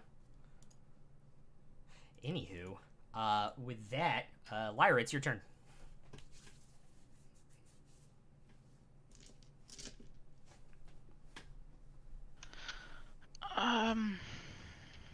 I think I'm just gonna go with Old Faithful and Magic Missile 2nd level at bitch face right there.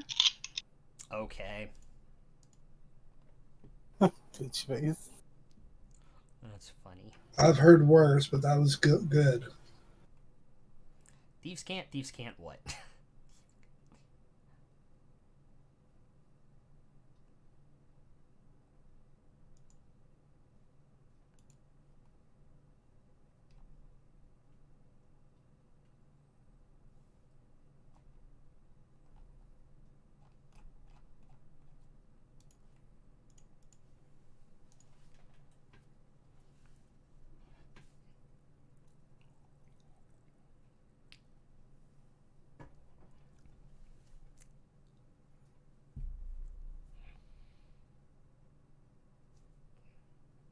V'layeer, you're on deck, so you're up next.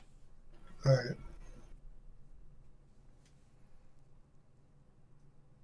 Do you want me to count them all at once, or do you Yeah. want each pulled individually? Yeah. Okay. All at once, please. Makes it easier for me to add it into my sheet.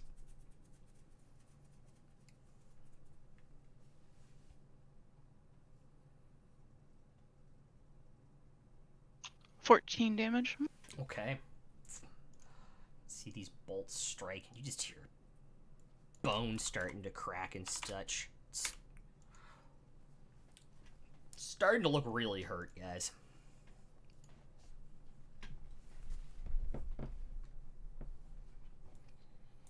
Alright. Any movement?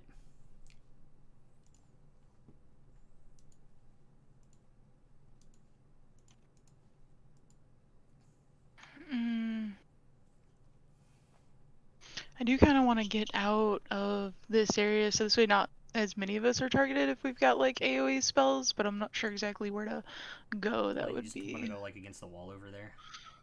Yeah. Okay.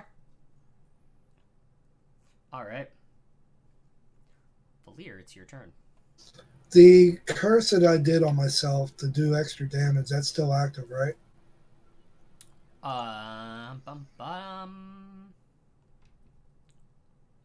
Yes, it lasts until you sheathe the weapon. All right.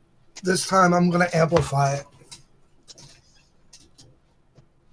Okay. And I'll take another d6 damage. Okay. 3. As I fire 2 bolts of lightning again. Okay.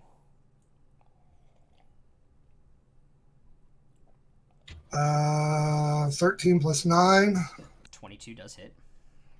And 17 plus 9. Also hits. Is that still only 2d6 damage, or is that an extra d6 on top of that 3? It's 1d6 on top of that. 9 for the first one. Okay. 1 total d6 between the two for the amplification. Okay. And 7 on the second. Alright. You guys once again see a new spot. Boom! Boom! 2 more cuts on his skin as the bolts go through them, turning into lightning, striking her.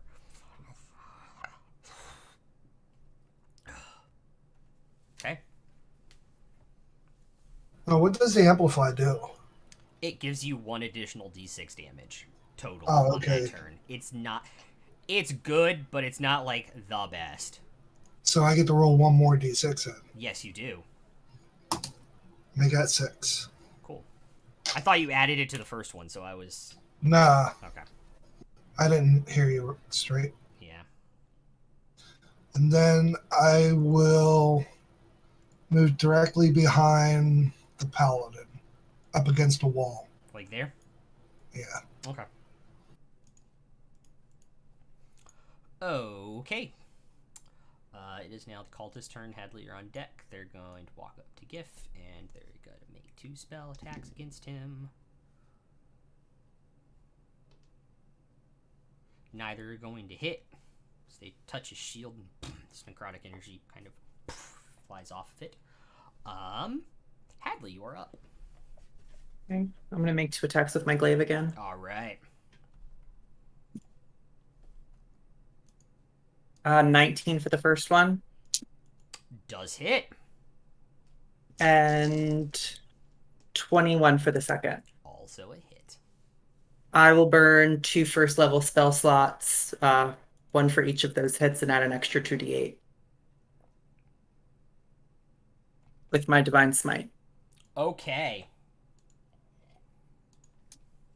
She's not playing around. Nope.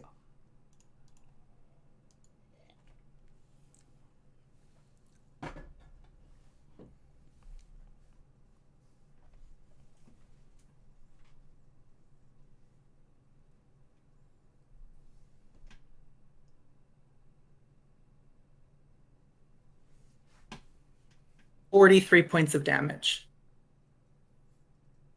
God damn! Hello, no mercy, Percy. How A you melee. how you doing this? So on that last strike, I'm gonna come up with the blade and hope that I have all of Bahamut's will behind me, and I just want to come down with that extra radiant energy and slice her right in half on a diagonal. So you bring your glaive, one strike breaks her armor and kind of gets into your shoulder. You pull it up, say a prayer underneath your breath. You get halfway through the body. Boom! The divine smite blasts the rest of the way. The two halves of the body sliding apart and falling. She is very dead. Very good.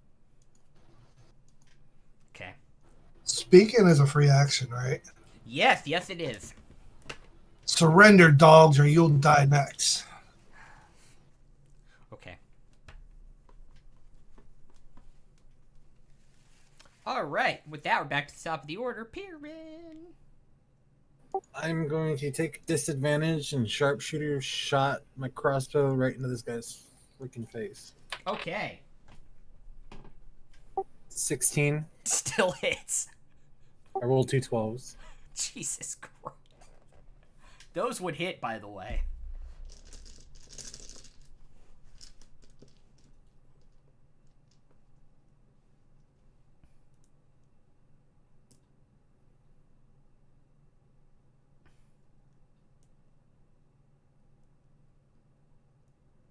$30.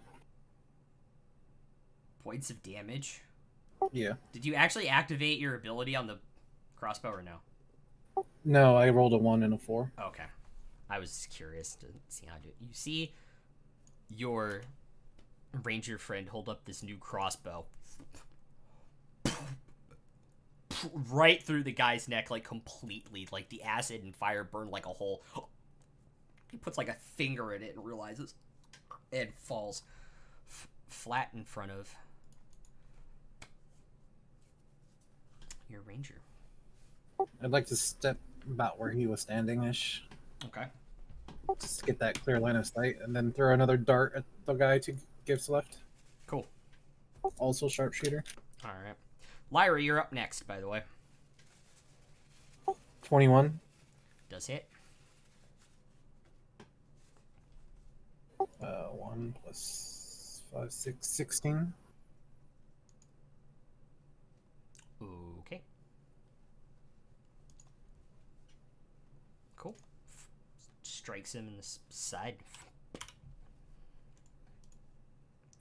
Dart. You can see blood kind of starting to pool where it struck.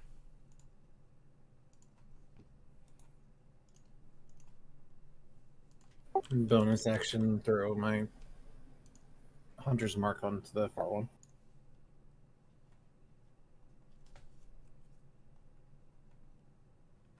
Okay. That's it. All right.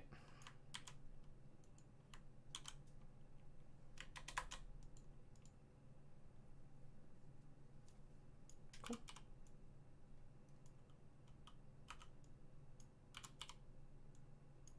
Cool.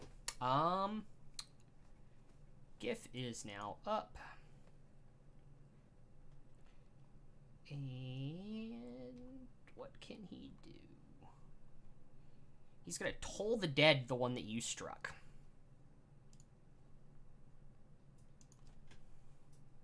It's gonna be a 5, so that will not save, so it's gonna be 2d12.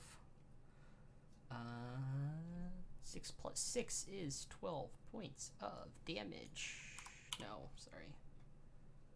Oh, sorry, 1's a 9. 6 and a 9. So that is going to be 15? 15, right?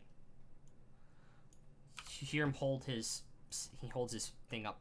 Boom, this bell sound comes out from it, and you just see this cultist grab his ears, and you see blood pouring from them as the dead toll for him. He drops to the ground. All right, Lyra, V'layeer, you're on deck. How does the only one standing look? He hasn't taken a hit. Looks like he hasn't taken a hit.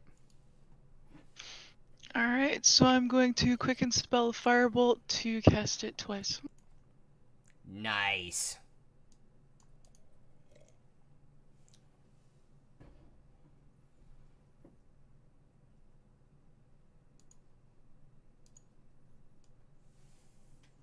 $19. Does hit. Or, yeah. And that's a... Oh, God damn it. 8 plus 3. It's a 8 plus 13, sorry. And 21. Yeah, both hit.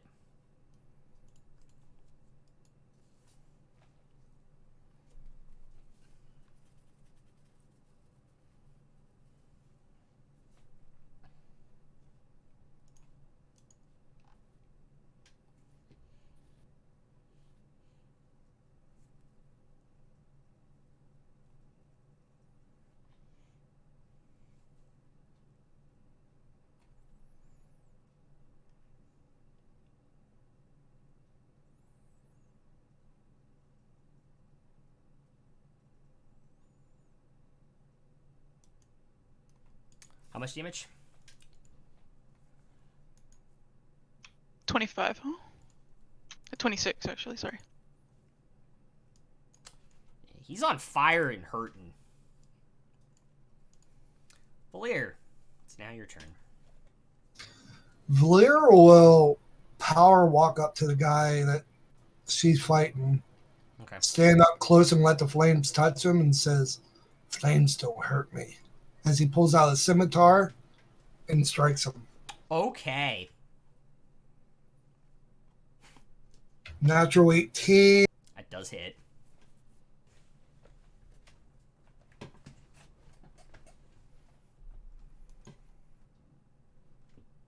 For a total of 6. And I think as my second attack, I can shoot him with a bolt. You can.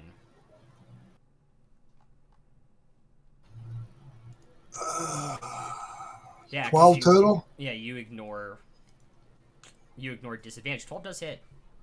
All right.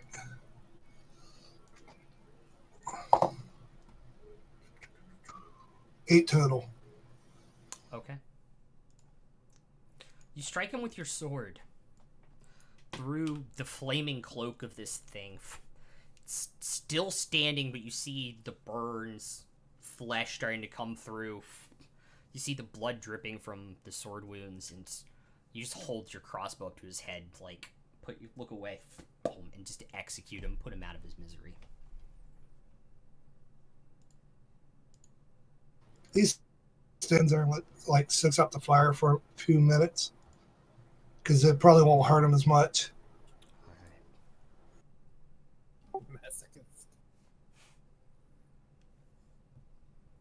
Alright. This is the end of initiative order. What would you all like to do? Try and retrieve 5 arrows. Investigation check. You know the rules for it, Piran, so just make your dang roll.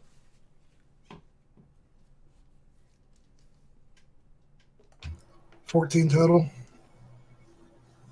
You find 3. All right. Do darts follow the same rules? Huh? Do darts follow the same rules? No, darts you get 100% back. Okay, got it. Now, I would only grab them on the way to check out these sacks. Okay. On that map that we saw, those were all black cocoons. Mm-hmm. Hadley will go over to and cut one open with her dagger. Oh, they're open. Oh, And like inside something. has Go come ahead. out of them, yeah. But inside you can see a human skeleton structure attached to the inside of the cocoon.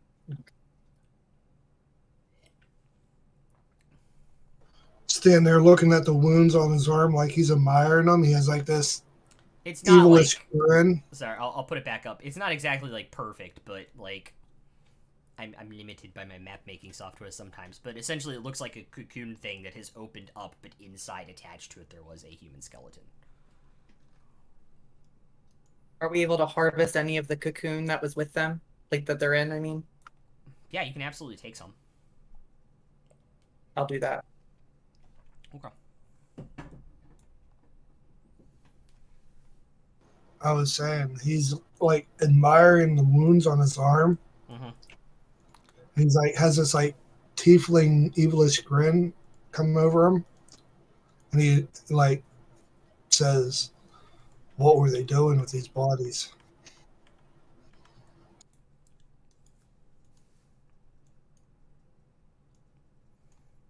Okay.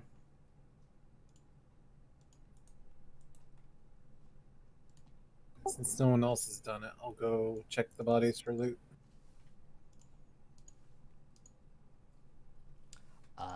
Make an investigation check.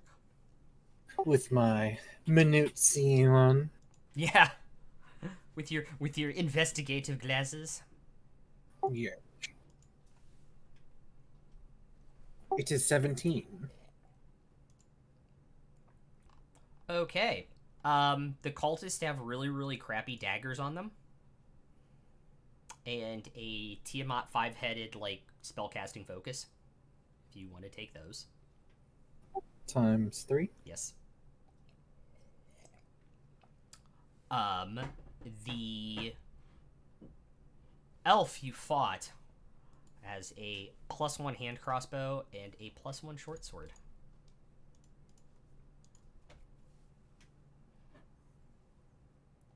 Does that crossbow have that auto crit? No.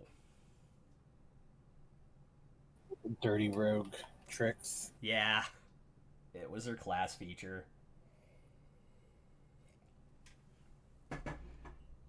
Assassinate.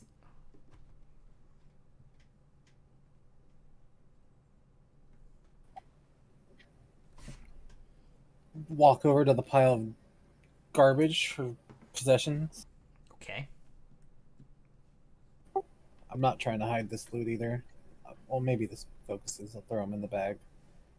Okay. But I'll like wave these two items at everyone else. They seem a little sturdier than a normal one would be. As I like stab the short sword into the ground a little bit.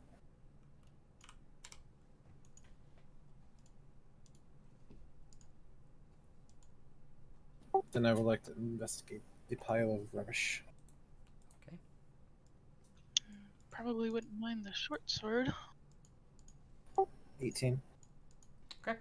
There is a lot of junk. Like clothes and like really bad fake jewelry and things. But within the pile, you also find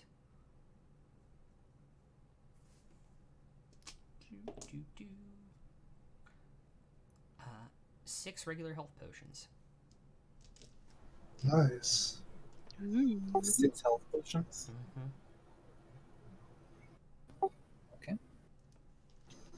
V'layeer says, We'll see.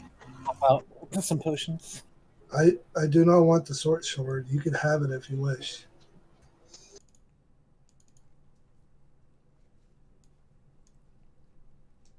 Sweet.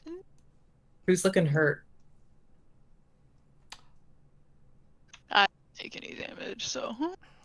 I took a 24 damage crit to the face. Alright, I'll cast Cure Wounds at... Give his like I got this, and he'll cast it at 2nd level. Thank you much.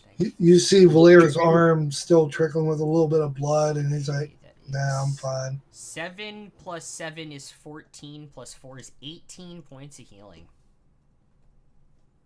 To you. And he'll ask if anybody else needs a heal. I'm good. Perks of my job. Alright. I'll start handing out potions. Were there 5 of us? Yes. 1 to each of them. And then I'll wave around the other one. I don't need it. I've got plenty. What is that? Potion of what? It's a regular Healing. healing potion. Cure light. 2d4 plus 2. It's just for you to put in your bags or whatever for later.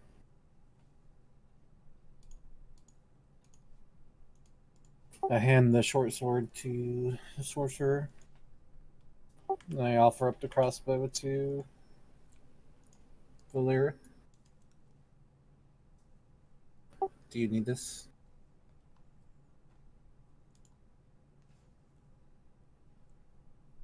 Because you're dual wielding crossbows, right? Or no? I already said I don't want it. You can give it to. What's your name again? Hadley? Or the Hadley one, is Genasi. the one who said who wanted it. Gif is like, I don't have short a sword. ranged. I don't have a ranged weapon. Can you use it? Yeah, he can. He has martial weapons. He's a war cleric, bro. Oh, okay. I offer them. Alright, does anybody else need it first?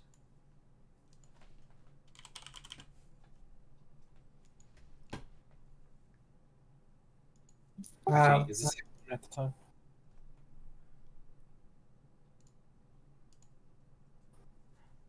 Do you need it, Hadley? No, I'm good. Thank you. And he's gonna go scrounging for crossbow bolts on her body.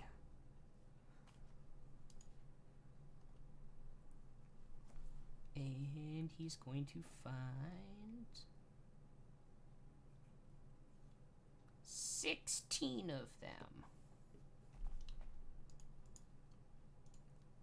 I'm not seeing that healing potion in the list here. It's not a magical item, it's really hard to describe.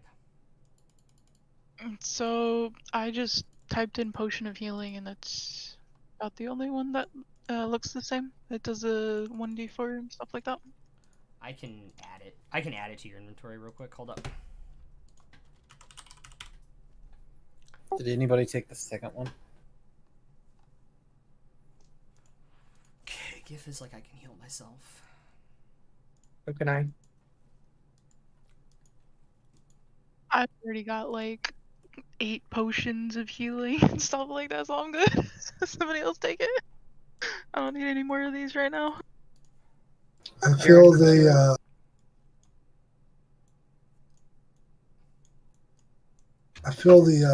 fighters of the party should take the extra.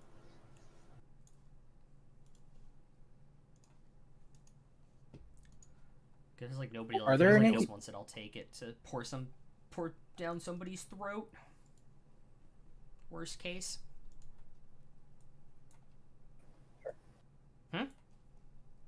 Is that fair?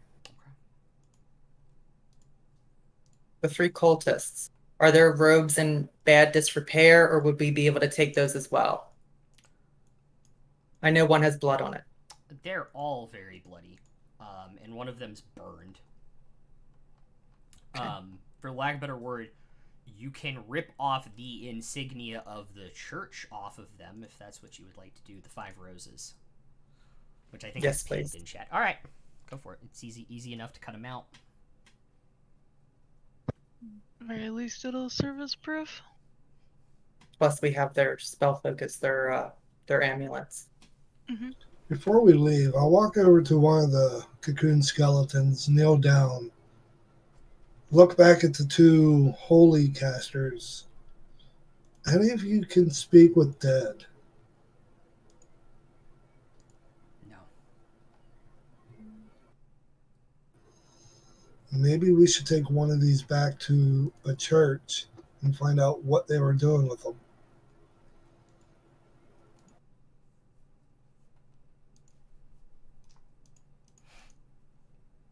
How I'm- do you?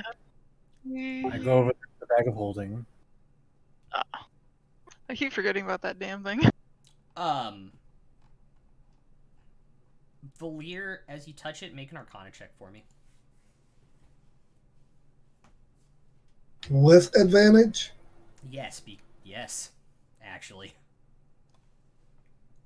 I don't have to roll a second one. It's a nat 20 on the first. This is devil fiend magic. Instantly, V'layeer steps back like he knows something about it. This has to deal with devil magic.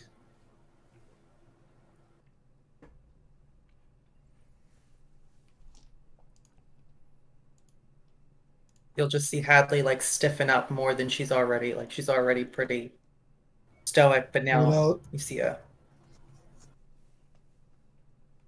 What else can I gather from this?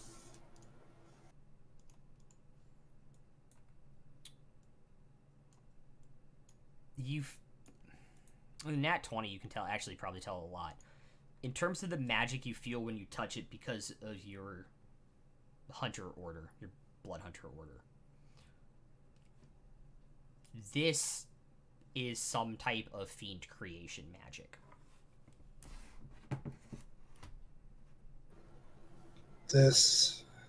They're creating fiends.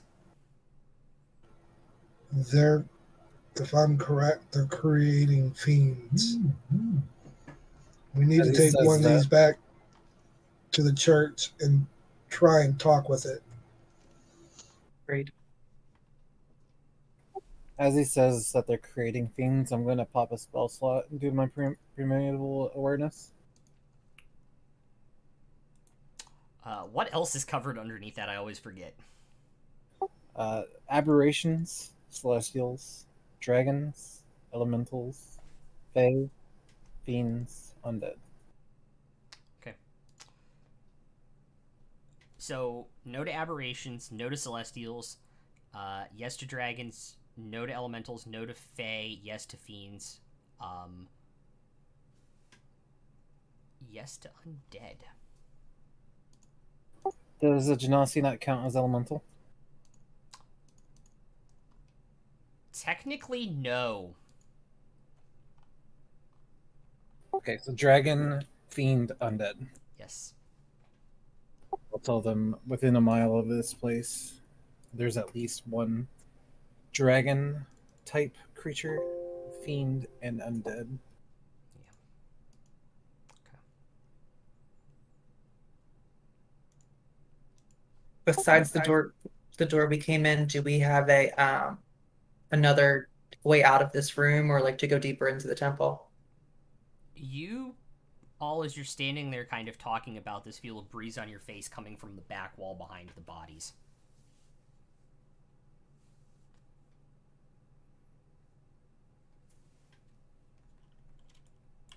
Was I able to scoop one of them into the bag of holding? One of the bodies? One of the cocoon and bodies. Yeah, GIF has to help you lift it in, but you're able to fit it in. Snack for later. Yummy demon cocoon. My favorite, just like Mom used to make.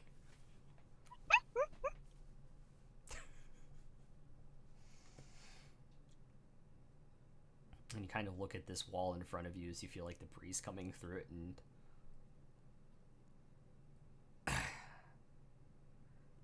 Piran and V'layeer and GIF, with your insight, you can, as you try to focus on it and look at the wall, you can kind of see the outline where you could push through for a door. Shall we? I motion after you, sir.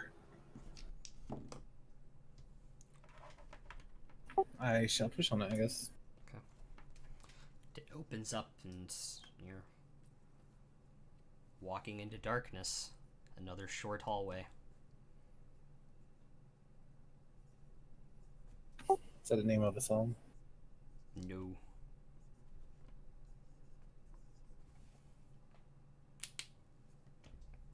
Did you want to go first, Hadley? There's no light in the room? You can see light, but it's past this tiny, 10-foot hallway. Oh, I guess I'll go first.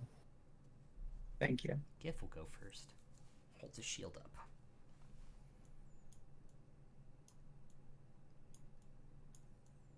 And as you guys walk into this room, there's a row of these fires in the back that light up this golden statue in the back hall of the 5 heads of Tiamat, painted gold. Well, it's gold, but the heads are painted their 5 colors: white, black, blue, red, and green. To the left, you see 2 statues that look to be servants of Tiamat, possibly former high priests. They look familiar to you, but at the center, there is this table, this slab, and on top of it, there's a body, and you see this cocoon start to kind of build up around it. But on either side of it, there is a creature about 8 or 9 feet tall, with wings and horns coming forward. This is not dragon, not human anymore. Some demonic combination there with of.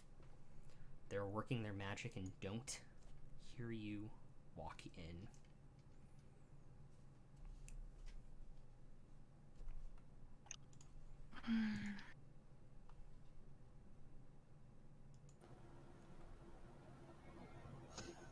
So something is casting magic in there?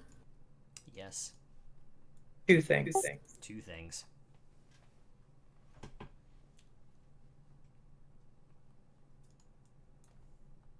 Oh, you were saying 2 things are doing magic. Oh, I thought you said you were going to do 2 things. Nope. I will cast Silence, enveloping as much of that area as I can. Okay, 20-foot cube, right? Or 20-foot circle, right? 20-foot radius sphere. Okay. As you do, Kip's going to turn around, touch Lyra, and cast Shield of Faith again, because it's been more than 10 minutes. They turn and look at you.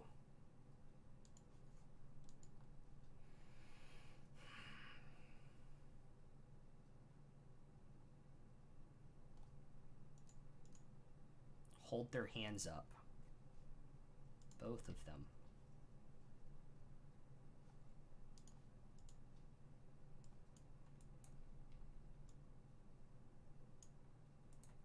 And all of a sudden you are lost within a darkness that envelops you all both completely. With that, I need everyone to roll initiative, please. Question: does darkness cancel darkness? No. Damn, they changed that then. Yep. Darkness just adds more darkness on top of it. I have a question about silence. Yes. When they're in that bubble, is any like words can't leave that bubble? Words can't leave it, words can't get into it either. And words can't be spoken in it, because they do Correct. nothing. Yeah. They can talk, but nothing comes out. I thought silence cancels all spell. By the way, casting, just too. so we're clear, That's what I was asking. just so you guys get a little bit, this is what you saw turn around before they enveloped you completely in blackness. Nice. Certain spells can be casted without verbal components. Correct. And some you'll mostly see this in fiends and fae and elementals. They can cast spells with no somatic or material components because it's a natural spell. It's a natural casting ability. Which is just what happened to be in this case. Do I have anybody who rolled over 20? Yeah, natural 20, 25. Okay, you're going first. I have a 17. Who 22, 15. 18. 18 for Hadley. 17 for V'layeer. That puts Gif at 16. Lyra. 11. Alright, so, just to make this a little bit simpler, the order is Piran, both of the Abishai, then Hadley, V'layeer, Gif, and then Lyra. So with that, Piran, what would you like to do? Left step out of darkness. Cool. Slayer's Prey, that one. Okay. And crossbow shot. Okay. Natural 20. Oh boy. It rolled off my pad and then into the 20. It was a 2. I've had that happen before, yeah.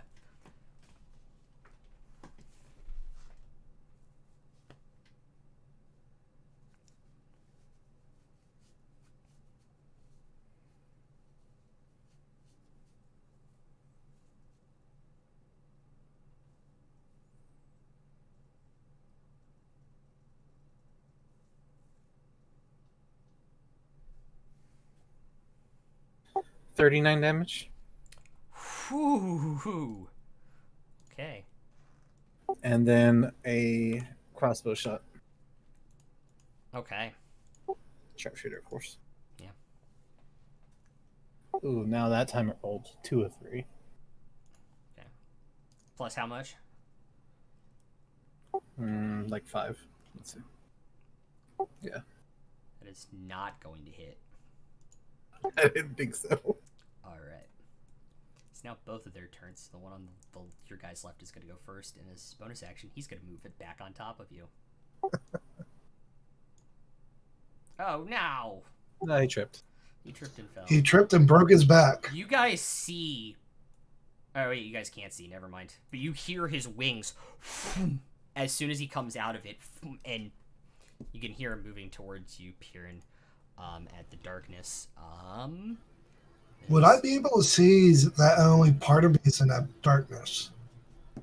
No. Only the caster can see through Yes, darkness. but he does have Devil's Sight, which lets him see in darkness, which also gives him advantage. That is a nat 20 on the scimitar hit. So that is going to Ouch. be 13 slashing damage.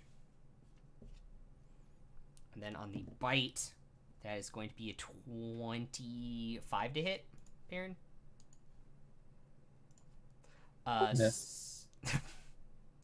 Miss, I love it. Alright, that is going to be 8 piercing damage and 8 acid damage.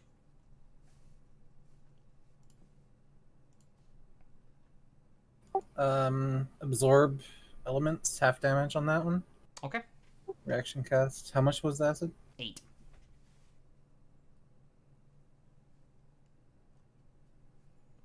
Okay.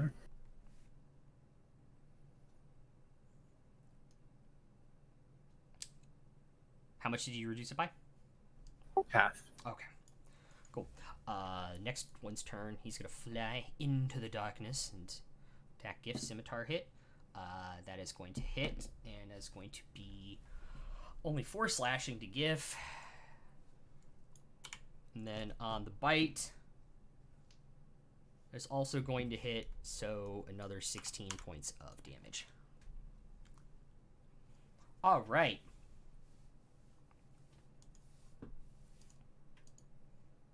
Hadley, it's your turn. So if I go to make a melee attack, I have disadvantage, correct? Correct. Okay. I'm going to try to make 2 shots with 2 slices with my glaive. On this one, the one you heard go in front of you? Yeah. Yeah, you kind of bump into him and tip your glaive out, bump into him, and get ready to strike. With disadvantage, 21 for my first hit. Does hit. Please don't be worse than that. 15 for my second hit. That also just hits. Okay.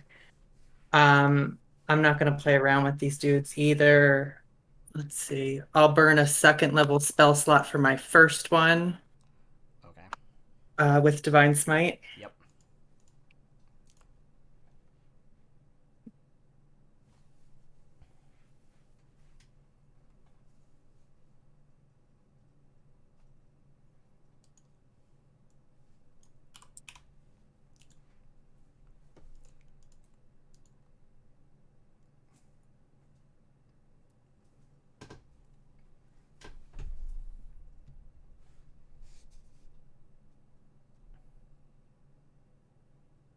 $28 for the first one. Okay.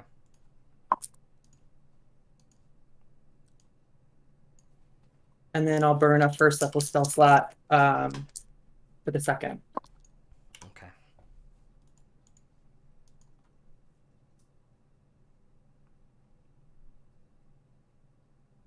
17 points for the second. Okay. You do not see the shots connect, but you boom, glaive 1, glaive 2 as soon as you found it. And as you let go of the Divine Smite, you hear like just ripping this thing apart, and you hear like blood dripping on the floor now. It sounds thicker than regular blood, but it might be ichor. These things are odd. Okay. And that'll be my turn. Okay. V'layeer, it's your turn. Have I seen these fiends before? No. No mentioning about reading about them, talks. Oh wait, you're in order. You're in order, Blood Hunter, aren't you? Yeah. Make a history check with advantage.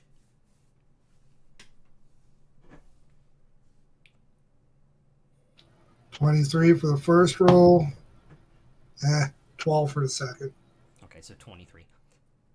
These are Abishai, which come in the 5 colors of the chromatic dragons and are generally raised of Tiamat's chosen. Do I know about their vulnerabilities, immunities? They have, you would know, like most fiends, they have resistance to non-magical attacks. By the way, Divine Smite ignores that. Love that ruling. Paladins needed more damage, like Paladins needed more damage bonuses. And they normally have the resistance to the type of chromatic dragon that they are, or immunity to the type of damage from the chromatic dragon that they are. Can I tell what type they are? You would have seen these as Black Abishai because it's well lit. There's lots of fire in the room. All right, I'll do what I did with the first earlier boss. I'm going to move out of the darkness, up behind where I can hear the wings flapping. Which you heard both wings flapping, and vanish into darkness. So left or right? Left side, Okay. and get directly behind the flappy noise, Okay.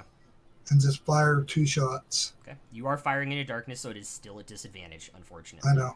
Okay. First attack. First attack, roll on disadvantage is dirty 20. And the second one is a natural 19, so ignore that. Okay. So dirty 20 hits.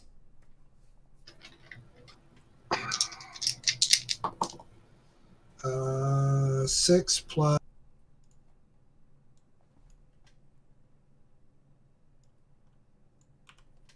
4. 10 lightning on the first. Okay. And the second, well, I gotta ignore that nat 20. And 19 on the second. I rolled a 10. Also hits. And I do gotta take a d6 damage to myself, Yes. which is 3, which will put me down at 49. Okay. Because I didn't get any healing from before because I said don't worry about it. I did give you the damage on the second roll yet? No. You have not. 6 plus 4. 10. Another 10. All right. You hear from the lightning. You hear them hit. Don't know how much damage they did. Don't know what happened. But they hit something in there. Do I hear any type of like growl or grunt?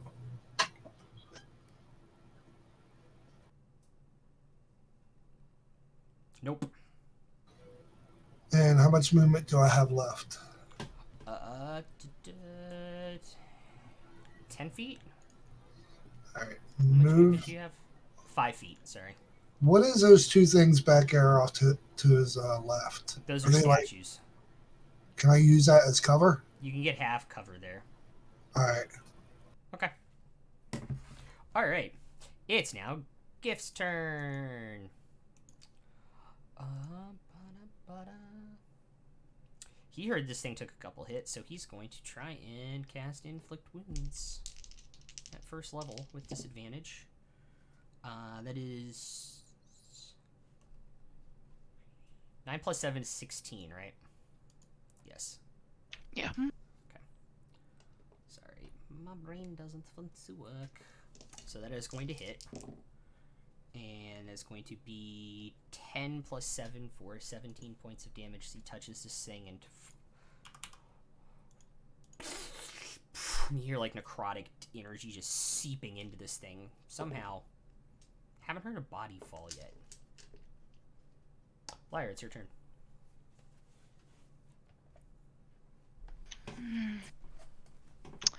Well, I'm pretty much useless.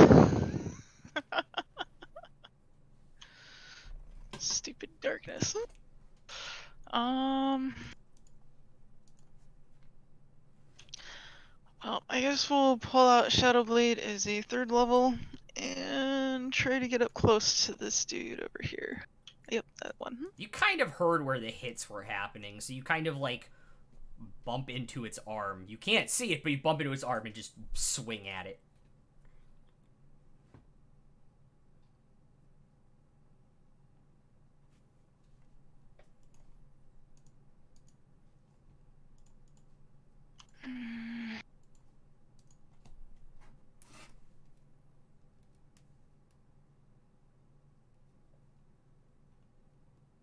Sorry, I'm trying to...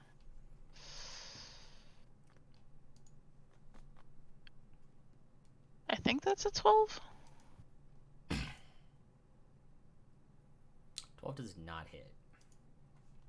I didn't think so. At least keep the Shadow Blade.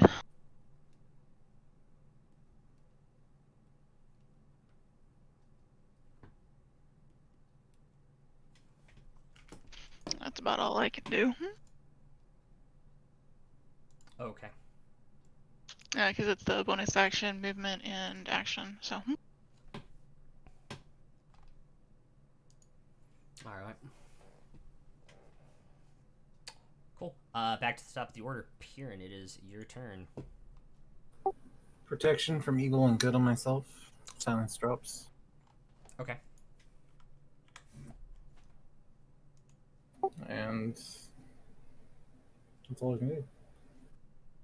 I think I have to see him for this thing. Yeah, can't see it.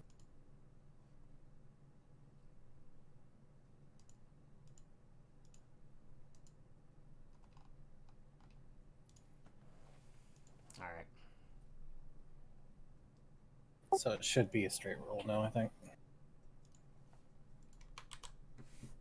Yeah. Yep. That would be correct. I barely held on to the silence last round. Alright. So what you end up doing? That's it. I Okay. buffed myself. Alright. The Abishai is going to take its swings at you. It's going to be a dirty 20.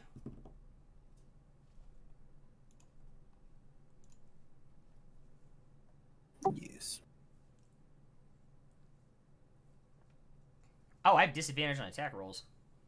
Well, you have regular attack rolls because Oh, right. he has advantage. Yeah. Okay. So that's going to be a dirty 20. So that's going to be 5 slashing damage on the bite, Okay. on the scimitar, and on the bite, that is going to be a 17. Exactly. So 8 piercing and 8 acid. I thought protection gives you a little bit of AC also. No. No, that is the actual spell protection, not protection from good and evil. Oh, okay. Ooh, barely held onto it. And I'll burn a first level for absorb. The other one's going to make 2 swings at Gift that he can see in front of him. That is going to be a 11, which is not going to hit on the scimitar, and on the bite, that is going to hit. I have a question. Yeah. Even though we're in darkness, can I use my reaction to impose disadvantage on that attack since he's within 5 feet of me? Because I'm a protector paladin. Ooh, that's actually a really, really good question. A creature you can see attacks the target. Fair enough. So unfortunately, not in darkness. Okay. And it would just give him regular attack, so he wouldn't be rolling at disadvantage. So it's Okay. going to be 8 piercing and 8 poison damage.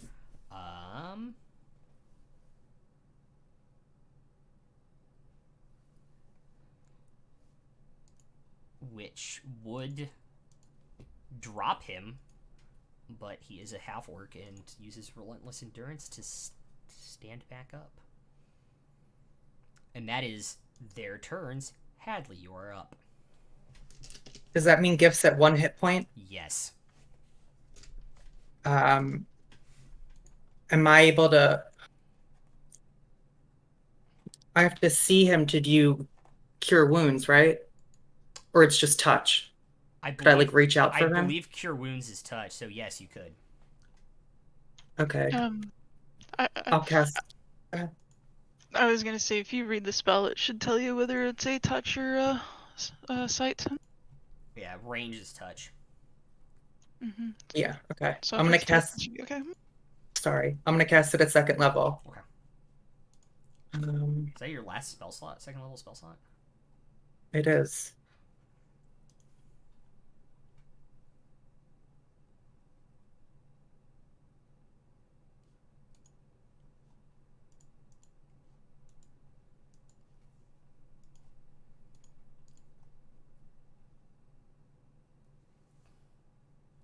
That'll be 11 points of healing. All right.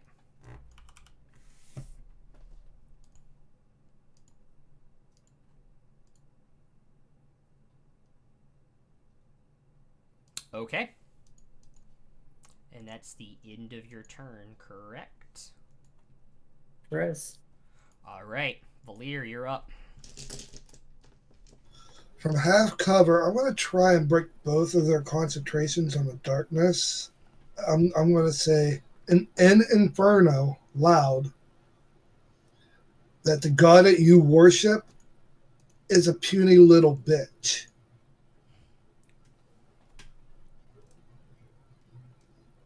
And I say that your mothers were a troglodyte.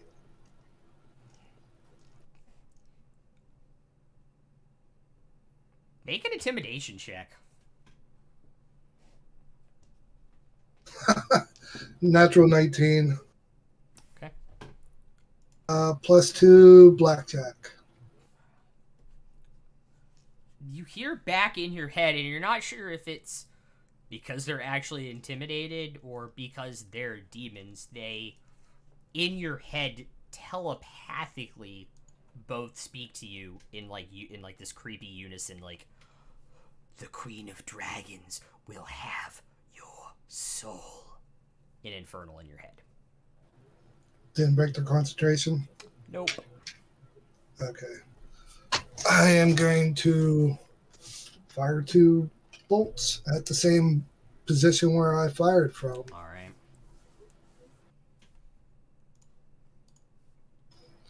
First one is a 12 on a disadvantage. Hey, ignore that, not 20.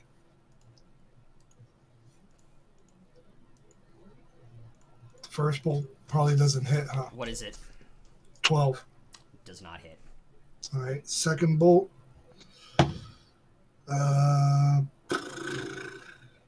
23. Does hit. I'm sorry. And yeah, go with the 23 because on the second one I rolled an 18. Oh, you're at disadvantage, so. Yeah. Oh, so yeah, 23 would be lower. All right, roll damage. Oof. 14 damage. Okay. As you release the first bolt, you hear one chink into the wall. The second one, you hear. And all of a sudden, you see it fall, and Piran appear out of the darkness that has now vanished, and he's standing in front of you, seeing this thing just, like, step to the side as it collapses in front of him. Before the end of my turn, I say to the other, your one's dead. Your god's weak. In your head, in Infernal again, you hear, when one dies, 5 will replace.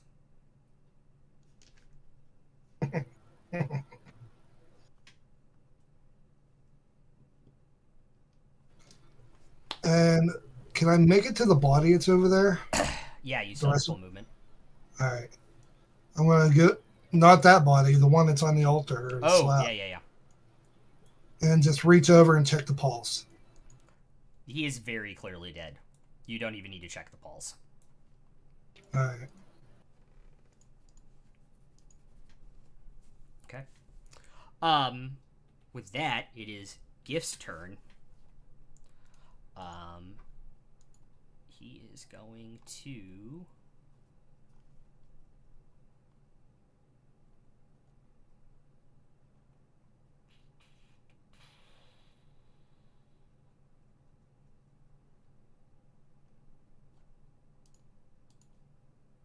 Cure Wounds himself at first level for 9.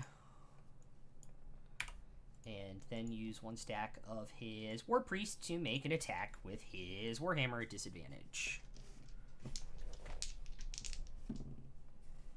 And those are 2 18s, so that is definitely going to hit. So that's going to be 1d8 plus 3, which is going to be 8 points of damage.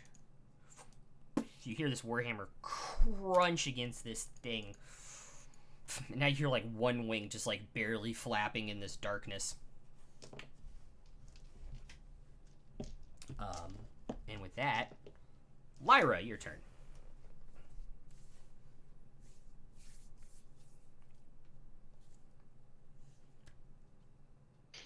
I was hoping to do something, but it looks like that's not going to work very well. At least not without affecting my teammates, so... Just gonna go with another Shadow Blade attack. Fuck it, I cast Fireball. No, I was actually gonna use Necrotic Shroud. Oh, yeah. That thing can be But- nasty. Yeah, but it was gonna catch both of them, and I kinda don't want to do that I yet. thought you could name like up to 5 targets that don't get affected, but we'll work on that later. I'll read that next time. I don't think, not based upon what it says. It says everybody within I might be thinking. set. I might be thinking Yeah. of Guardian Spirits instead. As Yeah, Karen shakes his head. Anyway. Attack at disadvantage.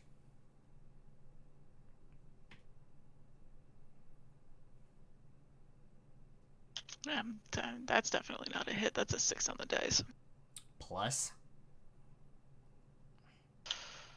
Is it pretty sure it's a +4? Okay, yeah, It's a 10. That does not hit. Okay. But with that, we're back to the top of the initiative order. So I've heard the combat over there, but I'm not entirely sure what's happening. So I'm gonna run above there, all the noise, Yeah. just to make sure they're not on the other side of the darkness. Mm-hmm. So my 35 movements, yeah. I was gonna give you 20, so you could do 15 if you wanted after.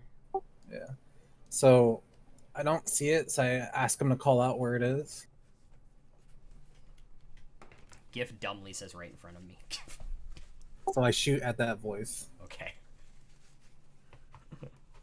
Roll with Disadvantage. Roll with disadvantage. Sharpshooter. Oh my god, you savage. Well, Oof. there's a 20, and then there's a 17. 17 hits.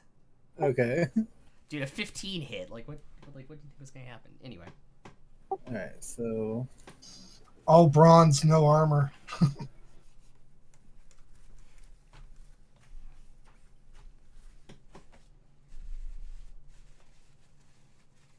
my thing propped. So 6 from the crossbow plus 5, 11 plus 8, 19. It explodes for an additional 2, 21, 31 damage. You hear this crossbow bolt go in. Boom! And as you hear that explosion, the darkness drops, and you see the wings on the back of this thing torn apart where there's a little tiny explosion there. And Abishai falls over. Gift kind of steps back as he kind of falls.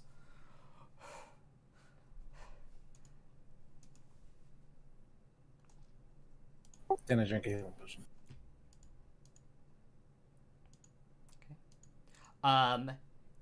Gif still has both of his level 3 spell slots, so he is actually going to cast Prayer of Healing at 3rd level. I get close enough for that. It's 60 feet, so. Oh, okay. So there's an 8 plus 3 is 11, plus 4 is 15, plus another 4 is 19? Damn. So That's everyone, correct? That is to everybody. That put me up to full. I was 10 down. Not by anyone attacking me, by my own accord. Yeah, he cast this. By the way, he will cast this over the next 10 minutes while you guys are doing investigating the room now that initiative order is over. I'm looking on this body. When it's my turn, let me know. We're out of initiative order. He says he's going to heal everybody, and it covers the entire room. So with that, we're out of initiative order, so you guys can take what turns you guys are interested in. I'm looking over his body for like any signet rings, tattoos, markings that can identify him. Nothing extremely easily identifiable.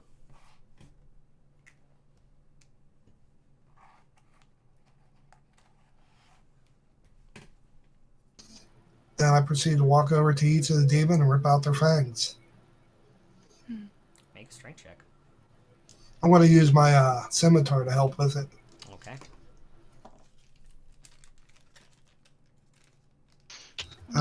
16.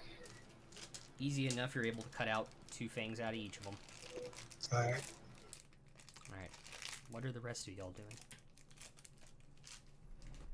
You said the statues on either side of the wall are of cultists? From your initial perspective, it looked like they could be cultists and or high priests of the Church of Desosync, because this is a religious institution, apparently.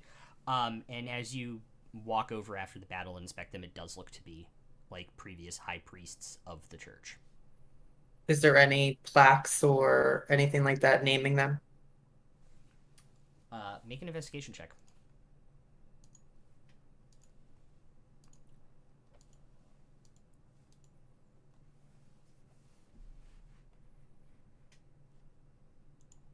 It's a 3. Do you speak Draconic? No. Then no. I'm brawny, not smart. Yeah, there are plaques that you notice, but they're in Draconic. I relay that to the group. Especially the tiefling. No? Nope. Didn't take Draconic. I took Inferno. Just Infernal. You were a Dragonborn like I thought. Gif is like, I learned Loxodon at my cleric school. Loxodon? Yeah, he took Loxodon. I don't know why. Yeah, no, sorry, Celestial here. What kind of plaque is it? Does it look detachable? Potentially. It's made of stone and it looks to be attached to the statues at their base. Can I try to rip it off? Sure. Do I need a roll? Strength check, please. Mhm. Just like a dentist getting that plaque off. Did you already take your point of inspiration away, or can I do it again? You already took it away. Damn. Quietly aims a crossbow, but puts it away. I'm giving you negative inspiration, which means the next roll you have to make is a disadvantage. That's a 19 on my strength check. I'm able to rip them off. I do so. Is there any identifying things that we can take off of one of these creatures to take back with us to the church? Rather Yep. than having to cut off its head? Mainly their heads. Yeah, mainly their heads, unfortunately. I mean, you could try and cut off one of their horns, too, I guess.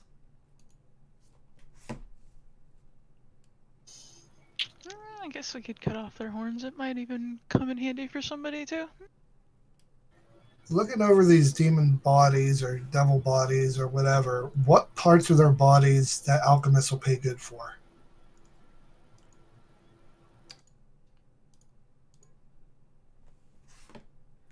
Make a medicine check while I pull up my crafting cheat sheet.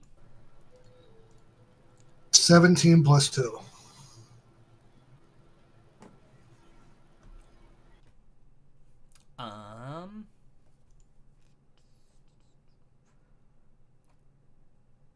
Abishai, because they're fiends and not demons, do not really have a lot to offer alchemists.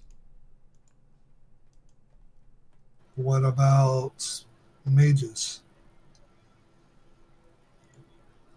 Or witch doctors or shamans?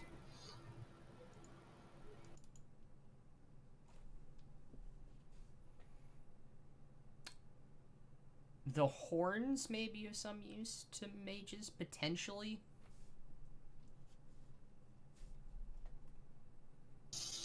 Well, rip off their horns. Keep one for the church and sell the other 3 to the mages. Okay, make a strength check to cut them off. Anybody want to help? I'll assist. Sure. So roll with advantage then. Wouldn't whoever has the highest strength roll? Definitely not me. Could do it that way. Yeah. Do it Okay. that way. So roll with advantage then, please.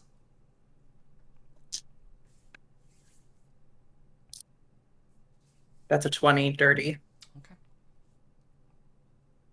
Them holding the head and kind of like spreading it apart, Glaive goes through it like butter. I knew there'd be something horny to that hole. 2. You know what? I'm going to make you into a unicorn and not the good way either.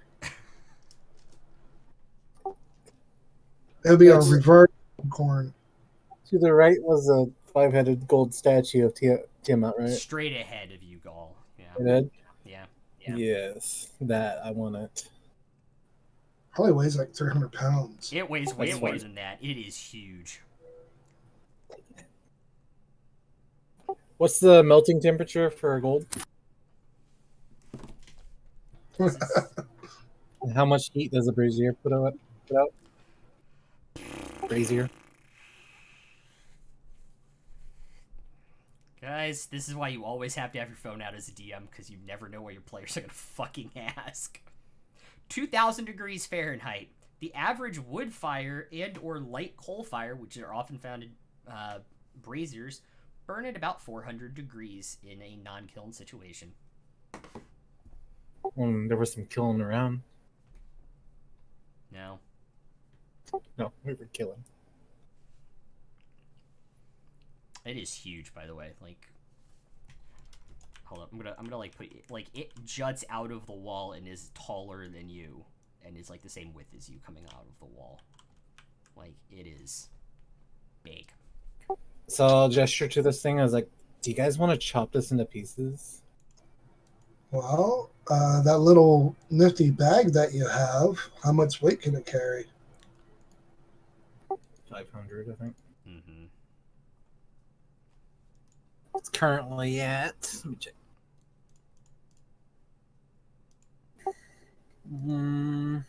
I gotta do some subtraction. Any appraisers amongst us?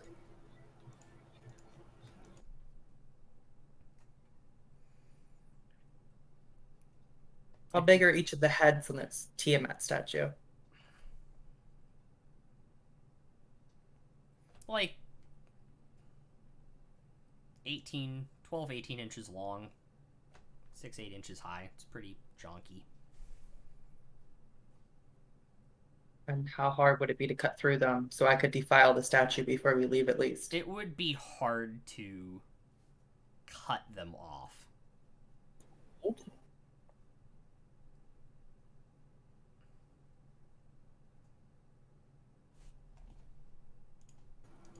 He's smiling. No, I'm trying. Oh. I'm actually thinking. No, It's really no. malleable, right? Hmm? Isn't gold really malleable? Gold can be malleable, which means it can bend. Guess I'd dig into it to see like how deep the gold actually is. It seems to be pretty solid gold. Like you can like, if you're really like pushing your weight against it, you can feel it start to move, but not a lot. So I'm probably guessing about 6-8 inches thick. The heads, yes. Neck is probably about what, 4 to 5. Yeah, a little bit thicker than that.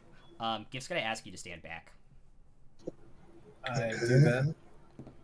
and that is a nat 20 on the spell attack rolls. He's gonna throw a sacred flame at it. Well, Burning it? He's gonna try to defile it. Like our short swords. Hmm? I have our little short swords.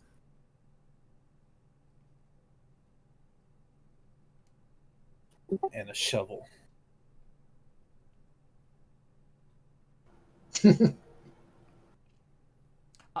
It's radiant damage, and so it kind of like hits it, and you hear it like make a sound as it hits off of it, but it doesn't damage it. Well, like it's Dragon Age, Hadley's approval rating just went up a little bit more for Gift, though. Hadley liked this action. What is that? What they do in the Telltale games?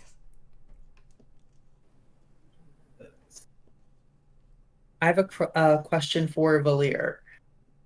When you were intimidating the Abishai, they said things in your head. Did you relay that to the group? after a little bit, yeah. Okay. I relayed everything back. Because what stuck with me was when one dies, 5 replace it.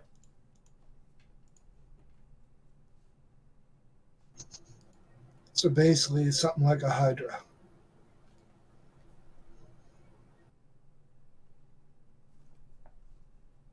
Or like Tiamat.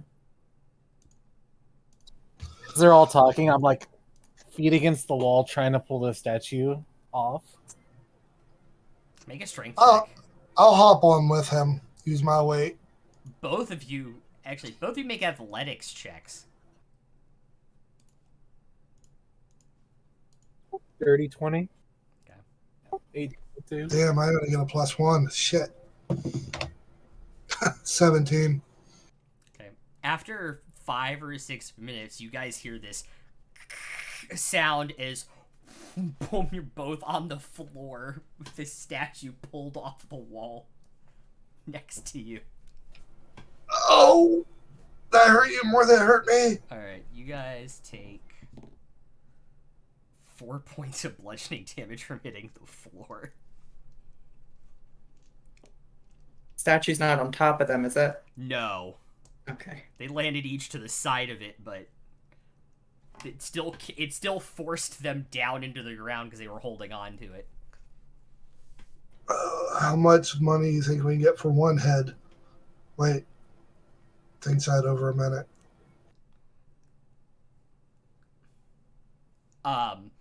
The heads have kind of like crushed into the ground. Like you guys would have to like flip it over if you wanted to try and rip one off now.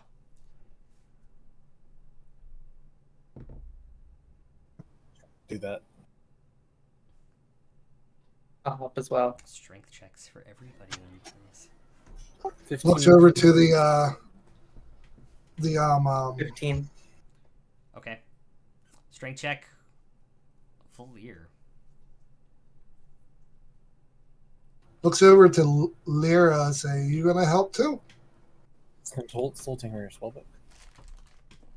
Yeah. 15.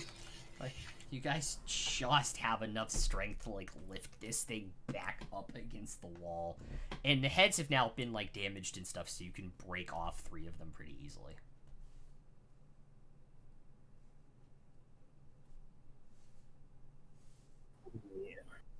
Throw them in the bag.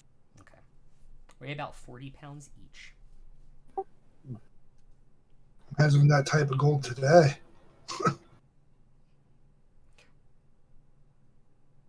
That'd be like 4 bars each. Gold, you gotta remember, gold is heavy. Like 50 coins to 1 pound or something. Yeah, pretty much. So we were only able to get 3, and that's it, right? The 3 heads that were damaged when you guys pulled it over, so those were the ones that were easily you could break off. Would this be considered 14, 18, or 24 karat gold? You would have no idea. Yeah, Matt Gold. Before we leave, I want to go over and get some of the demon's blood. Okay. And then defile this, saying that your god is a bitch on the statue. You're gonna put the demon blood on the statue? Yeah. Okay. Well, was this it with the doors? Like, is there no go in this room? There's no breeze in this room. You cannot, like, this seems to be the end. Like, this seems to be, like, the secret room here. Interesting. Does the actual church know what's going on? Or is this like a subdivision of the church? Again, you would have no way of knowing, but That's just me asking them out. No. Sorry. I thought you were asking me another question. Sorry. Like, is the entirety of the church like this, or is this like the sect of demon lovers?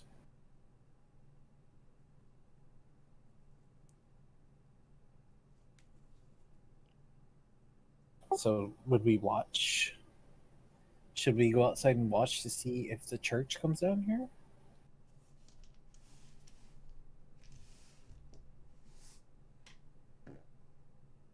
Was the only way in here from the tunnel that we came through?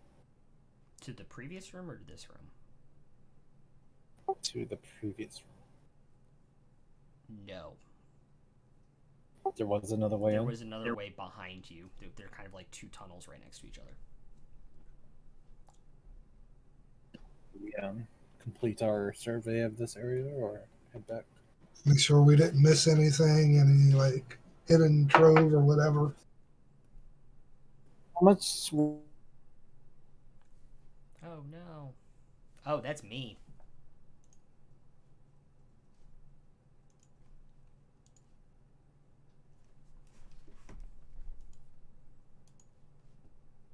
Wait, You're muted. Look on the DM. Give me a second. My internet freaked out.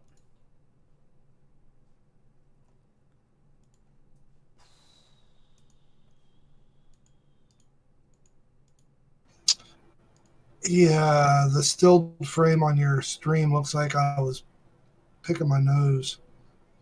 Yeah, I have no idea what's going on. I'm back, but there it is. For some reason, Discord is freaking out.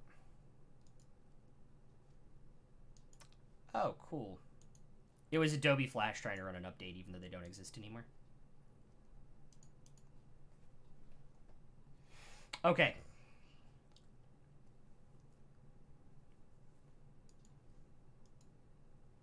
Alright, we're back, but slightly unstable. So what's going on? What were you saying when I got disconnected the first time? He said there was another way we could have checked, and we said something about wanting to make sure we didn't miss anything or something like that. Okay. So you guys are going to head out of this room and back into the previous room with the cocoons. Mm-hmm. And then the exits from there were the hole in the wall. Correct. That goes back to the And start. there was something else you said? Yeah, there was another tunnel like right next to it. I think we should at least check this out. I just want to say to everyone, when I don't remember above game, like out of character, I don't know what you cast to detect dragons and fiends and whatnot, but saying back to the group, as Hadley. When you detected things, you detected, I believe it was undead, fiends, and dragons. Yeah. So I think that we found the undead and the fiends. I don't know if we found the dragon. I'm thinking it's something of all three, an undead draconic fiend. Resurrection. Those weren't considered undead, though. I don't think. Correct. Those would just be fiends. Might have the immunities of the undead.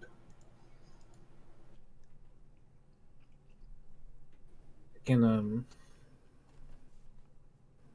I'm just gonna burn my last spell slot and check. You still detect undead and dragons, but you don't detect fiends. All the fiends are gone. There aren't 5 more here to replace it. It's a liar.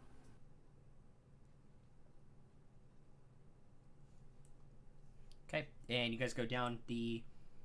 As you guys open this unlocked door to this tunnel that was right next to the hole you came through from the sewer,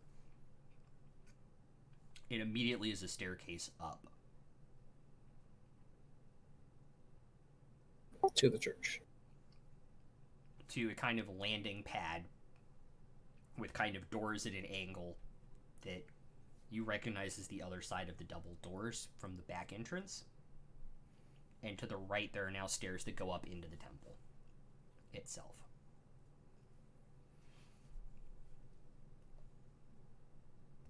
So there's a way to get out that back entrance, right? Is that what you said? Yeah. So you're at the back entrance that you guys scouted. But there is a staircase to the right that goes up another few stairs into the temple.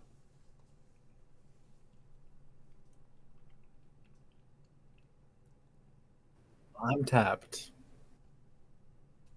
I think maybe we might be running into something that's over our heads. Great. I honestly think that we should probably come back because I'm not in the best shape with my spells. Neither's our cleric. Gif is like, I healed y'all. I still got spell slots. Let's go. I'm on work. I can do this all day. I have 1 3rd level, 1 2nd level. I have all my 1st level spots though. I still have all my spells.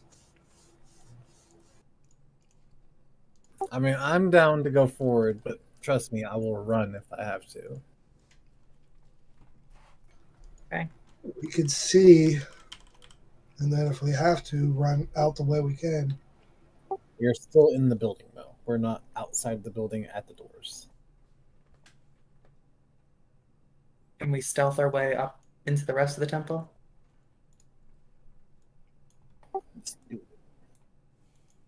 Okay. Okay. Okay.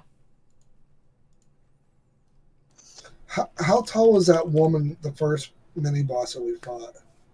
She was like 6 feet tall. She was very tall for an elf. If you want to wait, I could go back and get her robes and put them on the paladin here. She could walk in and see what their reaction would be.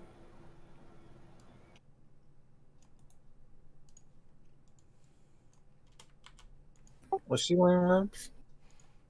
No, she was wearing armor. And it got very bloodied. Oh, she wasn't wearing robes? Correct. What about the other acolytes? They're all 2 of them were too bloodied. They already ripped the insignia off of them, and yeah.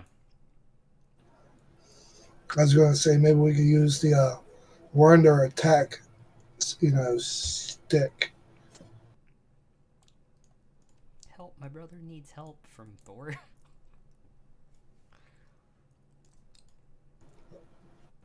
Let's go. I guess we'll stealth around. Okay. See what more trouble we can get into. First, I would like to check the back door to see if it'll actually open. Yes, it will open from this side. There's a handle to open it. And I make sure by cracking it and then closing it. Yeah, it does open. I didn't want to be stuck in here. and stealth. Okay. 26 yet again. Every stealth roll I've rolled tonight has been a 26. Nice. It's always good to roll high on those, I think. Speaking of rolling high, I rolled a 9. Even with advantage, Gift rolled 10. What are we rolling on? Stealth. Okay, we're doing stealth checks or stealth, yeah. 17 total. Okay. It's a 13. I'm not very stealthy. Sorry, guys.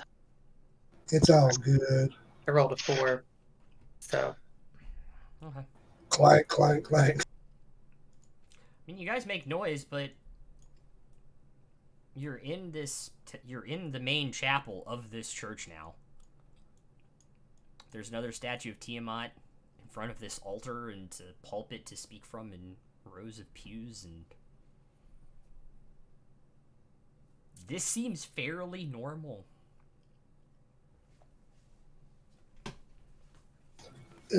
Was somebody in the party a ranger? Yeah. Can you check to see how much traffic is going up and down these steps other than ours? Or in traffic from this area that leads to this doorway? It'd have to be not stone, I think. But I can try it. You could make that survival check. The DC is extremely flippin' high, though. Well, I rolled a 19 plus 7, so 26.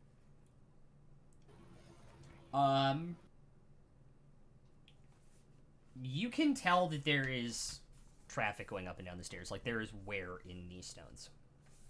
The ones that led to the death room. The ones that led downstairs, yes. Alright.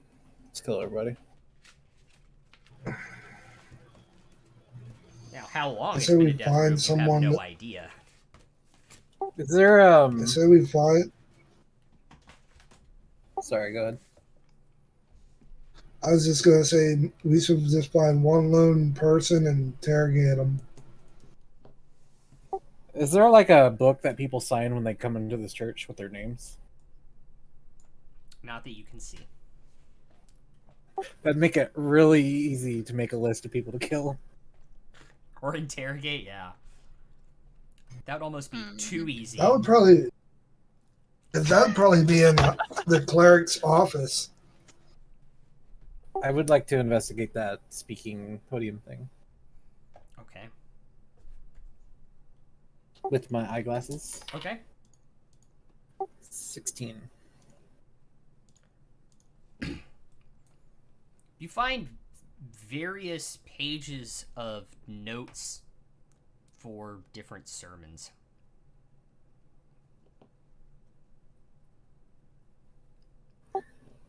I would like to imitate the handwriting and on the bottom and write P.S. Tiamat is not real.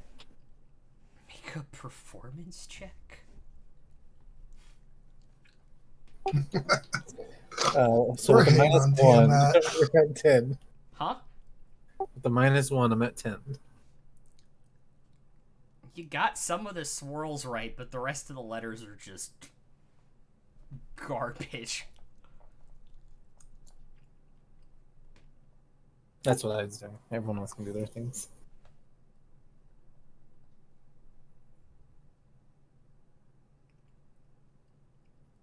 Let's defile this Tiamat statue. If we make a lot of noise, we might attract people. Might want to take care of them first.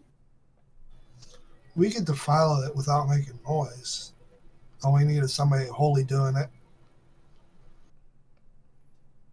I was gonna say, you're out of spells, never mind. Wise. So, I have this vial of green dragon's blood. I pour it all over that stupid statue. Oh my god, okay. Oh, he's writing stuff down. This ain't good. I gotta remember what you guys did to the damn temple, somehow. Does the green dragon's blood make any effect on the statue? Like, does it have some sort of effect to it?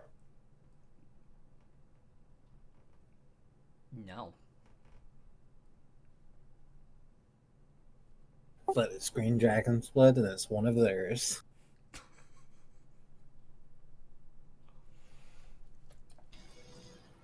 Besides the entrance and the stairs that we just came up, is there any other doors or chambers off of this main church? No, there are not, surprisingly. Just 2 doors in and out, and a door that leads down to the skelly I'm gonna use death room. Lyra. The door you came in back there, and then the door...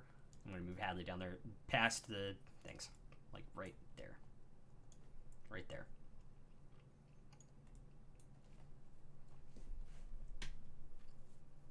What's that thing to the left?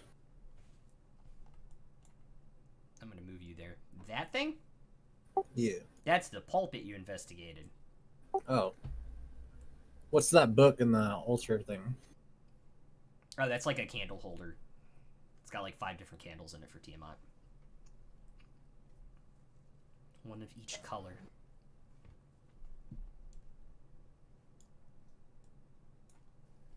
When we looked at this building, was from the outside, did we see that it was more than 1 story? It looks to be two stories from the outside, but the ceiling in here is very high and vaulted, so Oh, not cathedral, 100% yeah. sure. Sure.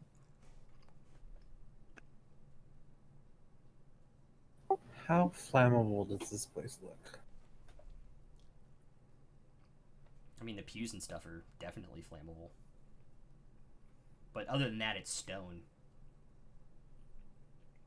We need like a oil or some sort of stuff to catch it on fire. Tar Too bad I don't have grease. or that. The spell? Yeah.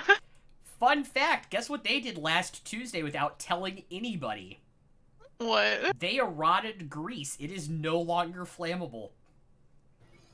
Oh, what? No. Oh man, what about The web? bastards. Web is still flammable. Gotcha. Yeah, but they eroded grease. It's no longer flammable. They're like, oh, this is too powerful OP at a low level. I mean, the standing and fire rules between grease and fireball meant that the first turn somebody after fireball, if they didn't die to it, they took an additional 2d6 fire damage. Like, it's a Especially if 10d6 at level 3. Like, that's just disgusting. Especially if they were webbed and greased. Yeah. So the last thing we can do is walk the way that they were walking in the sewer. Backtracking where they came from. Essentially, yeah. We established that Hadley's not the sharpest tool in the shed, but I'm kind of wondering if there's like, I don't know, maybe I'm just overthinking it, but like something on the statue or something to lead to like another chamber in this room. Like a secret something or other.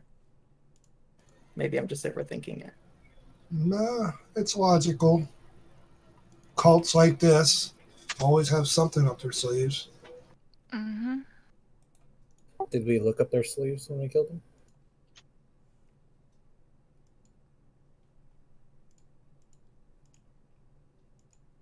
It says you have the right to bear arms. I don't think we have a druid. Bear arms, rawr. So you want to investigate the statue? We all could. I'll hold my eyeglasses up to her. Use this, it'll help. What do your eyeglasses do? When you're inspecting something up close, it gives you advantage. Thank you.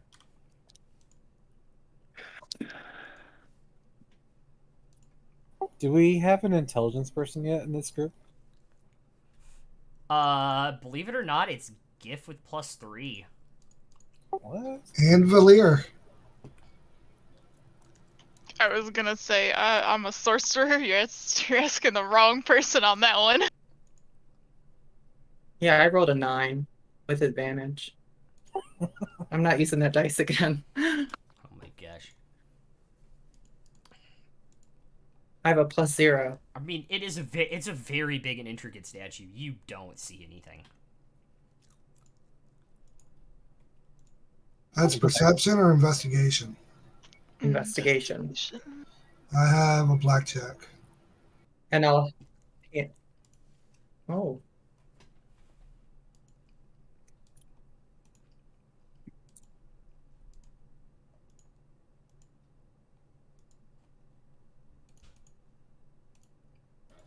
Probably finding nothing, right? So what was the roll? 21. You fiddle with the statue for a really long time, like to the point of like trying to like touch every scale and nothing cooking.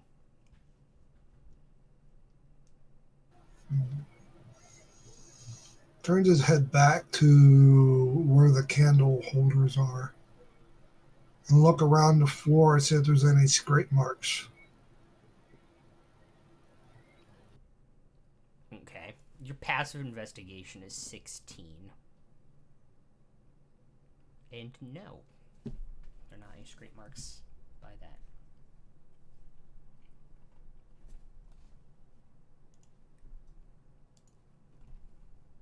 He just shrugs.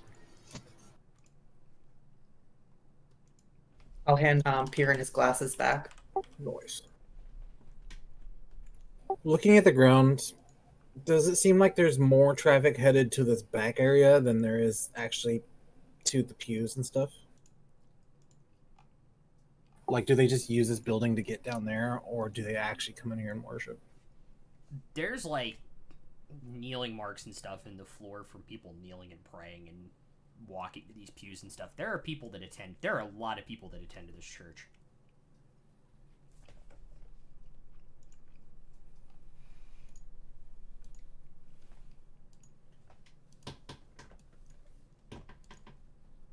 I say we just get out of here, backtrack their route, and then head back to your guild or your church. Yeah. Okay. I have a feeling, though, that whoever's in charge here is probably going to seal this off. As the Guild of Bahamut attacking them.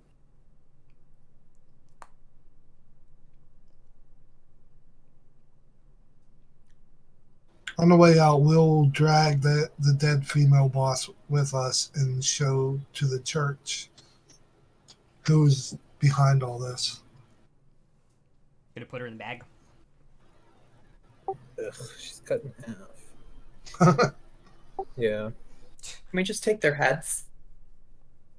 Yeah. Like, if you use Speak with Dead too, you can just use the head, right? You don't need the whole body? Correct. If anybody has a sack, we can just put the head in the sack. I'll throw it in the bag of holding. It's extra dimensional. That is true. Alright, so how are you guys leaving? I go kind of back wanted door. Yeah, the Sorry. back door. Do we want to because they were walking away from the building towards the building under the ground, right? They were walking through the sewer towards the building. Mm-hmm. So where in the sewer did they come from is my question. My guess, the cistern entrance. Which is very far away.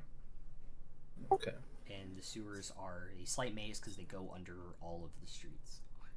So there would be like a very slim chance of finding where they came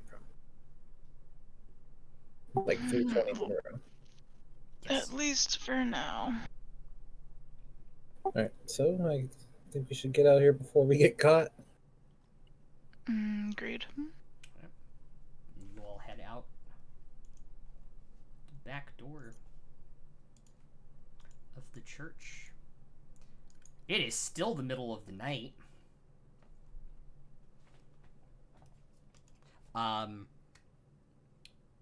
So y'all are going back to the church. Not directly. Kind of want I was like, I Just don't in want case to like, some- kind of like want to weave through the streets a little bit, Hmm. a little bit. Yeah, take some of the back alleys. Okay. Everybody make perception checks for me, please. 9. No passive, just your plus. 14. Okay. What is it, Lyra? 17. Okay. Piran? 23. Okay. About the churches are close together, but you guys are kind of going to take a roundabout way out the back alley. About 5 or 10 minutes into your walk, Gif and Hadley and Lyra and Piran, V'layeer, unfortunately, you not so much. You hear like footsteps, and then they like stop at like what you're aware of is a corner behind you. And then when you guys make it past the next one, you hear the footsteps again. I'd like to ready my crossbow for this thing to come around the corner. Okay.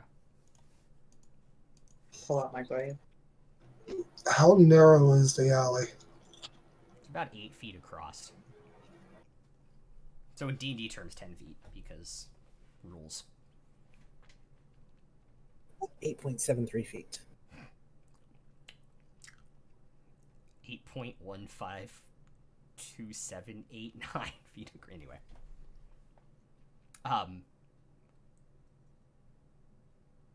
As you turn your weapons out, this person comes out with their hands up. They have a mask covering their face, and they're wearing plate armor.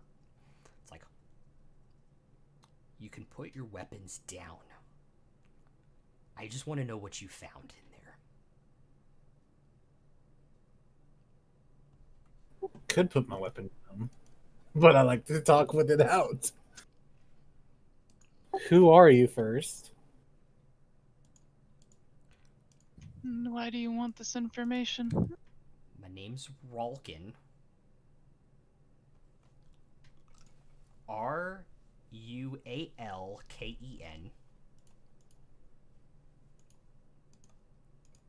Do you want my last name too, or is that how paranoid you are? Yes. Yeah. From behind them. Ralkin Harseth. His last name is spelled Harceth. Wild shape. Yeah. I want to know what's going on in there because it is freaking me out. There are people going in there and they're not coming out. What does his Why is mask it- look like? Sorry, Lyra. I'm trying to think of a way to describe it, like, in enough detail. Like, it is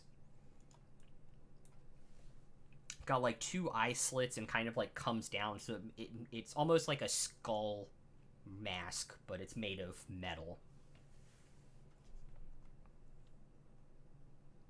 Do I smell Dragonborn?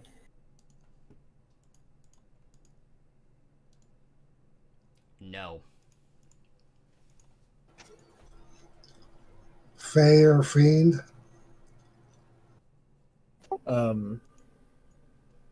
tell him he's welcome to come with us and get the explanation.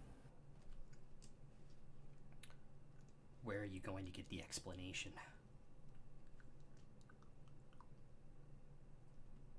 Back to the Temple of Bahamut.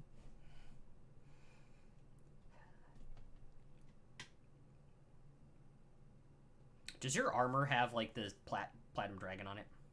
Sure does. I don't want to insult you or your religion, but I don't trust those people either. They have a political angle in this game against this church as well. And I'll point my glaive directly at him and I'll say, "What's your angle?" my angle is figuring out why people are going into that place and never coming out. I say fine, and I get down on my knees, open up the bag, and like pull out a little bit of that stuff. But wait, make a perception check. Now that he's kind of moved into like the moonlight. 24. Okay. He's wearing, and pretty much all you can see it. He's wearing scale plate that is made out of the 5 chromatic dragon colors. Sounds like an ally.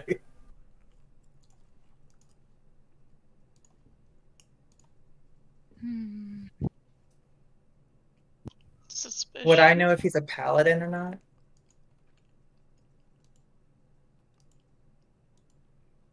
Or the weapons on his person. He has an axe slung, like a great axe slung on his back. But no, no, you wouldn't. There's no outward signs that he's a paladin.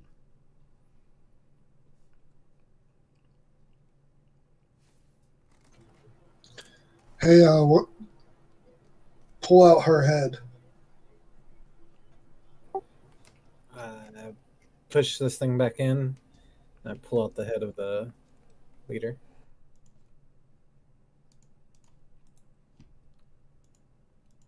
You killed Cerseth. And then I put it back in, and I pull out one of those pieces. Did you give me the pieces of the demon thing? The horns, yeah. Pull out some horns. You know what this is? He's going to make a survival check to determine if he knows that or not. It's either black dragon horn or black Abishai horn. I'm not sure from this distance. It's not the first one. Kind of both. Shit. If you want the story, I'm not going to say it out here. You can follow it, so. Alright.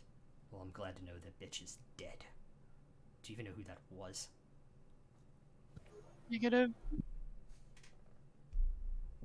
We just got here, so the only thing we're doing is trying to help out. You just got here and you already killed the high priestess of the temple. Basically.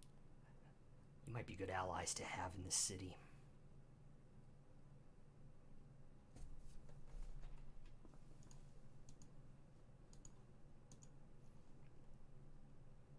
We are looking for connections. Alright.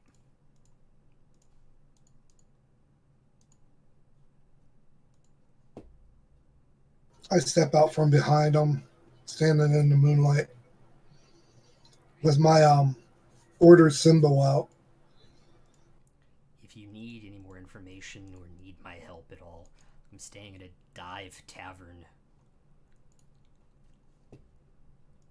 in the Ivy Horn near the coast road called the 12th Bell.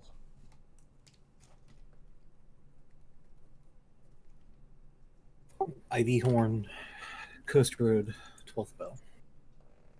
We shall give you a ring. Alright. Or ding. Funny. I don't think he thought it was funny. Never know, we might get saved by the bell. Oh, God. Take your point of inspiration. That was good. Alright. You take your glaive out of my face so I can be on my way. And I'll just pull it back, but I don't put it away. Close enough. He slowly backs away.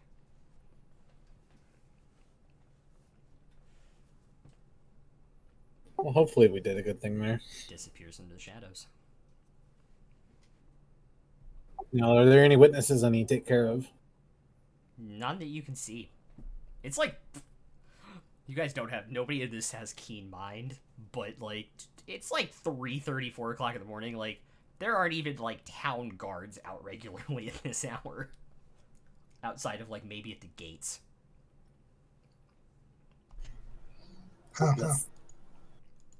Should probably go do a long rest, guys. really don't want to go into another fight like that without my spell slots. I like the struggle. Fight the How far struggle. are we from the temple now? About 10 minutes. You took Is the your long. You took the temple- long way, but like, they're still in the same section of town, so it's only like 20 minutes both ways. So.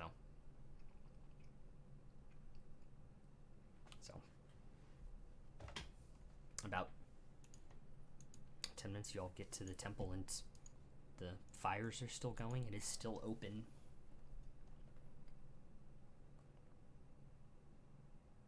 Is there a confessional booth?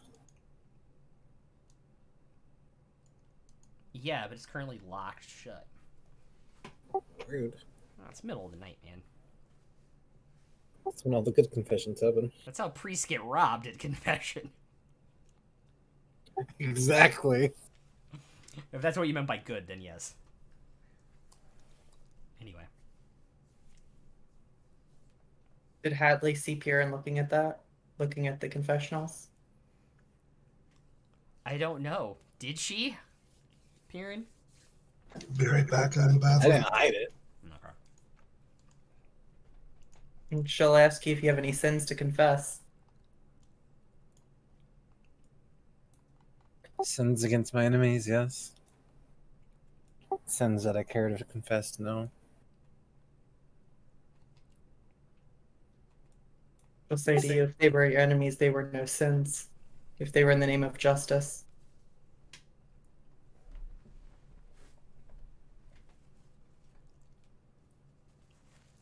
Trying to think of how many bad things I've done on this character.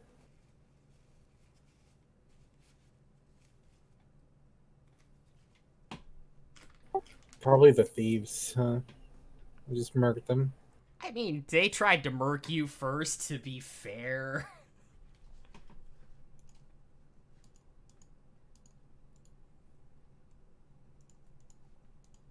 Yeah, they've all been enemies. Then you're absolved.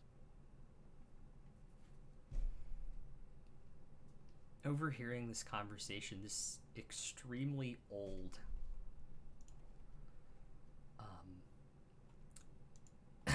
human man who's kind of crouched over, walking with a cane, and the cane's head is, of course, Bahamut, because of course it is, kind of walks over to you and goes, what can I help you with this hour? I'm gonna call it now. Out of character, this guy's a dragon.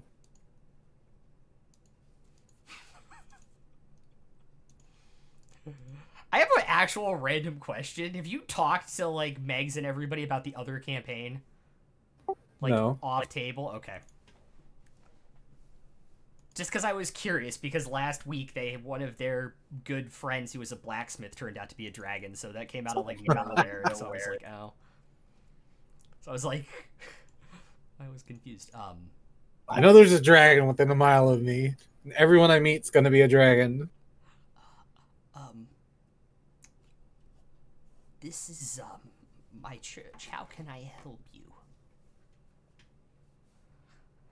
This is your church. Do you want to take care of this? And this isn't the guy that helped us, or This helped. is not. You would know this is the high priest of the Church of the Platinum Dragon. Essentially the highest member of the church within the city. I will pull out those nameplates that I ripped off, and I'll kind of toss them at his feet. Kind of like in a disrespectful way, but not really, like you just kind of sent us to die, you know, kind of thing. Oh.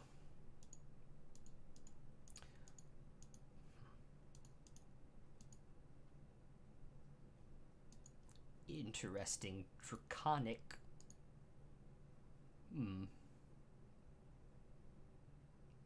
Where did you come across these? In the depths of Tiamat's temple. These are the nameplates of the four founders of Daiso Sync. They're worshipped alongside Tiamat in many places, which is blasphemy, but Nonetheless, it happens.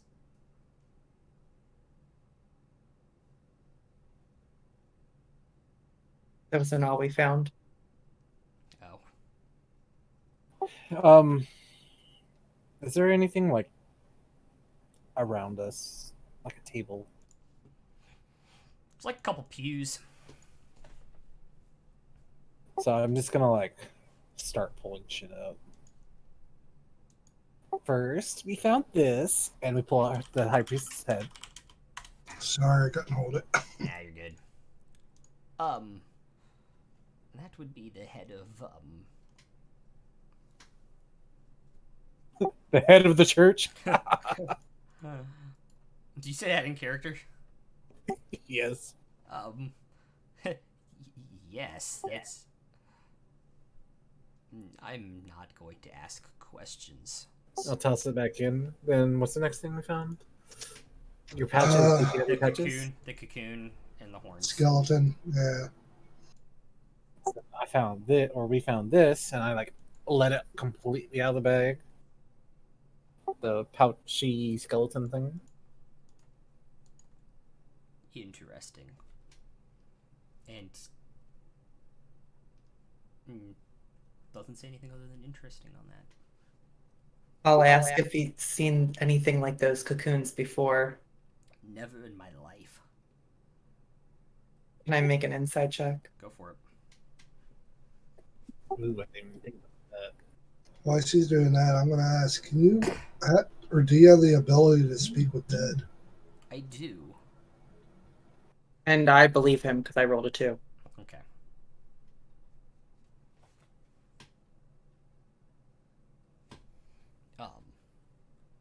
I do.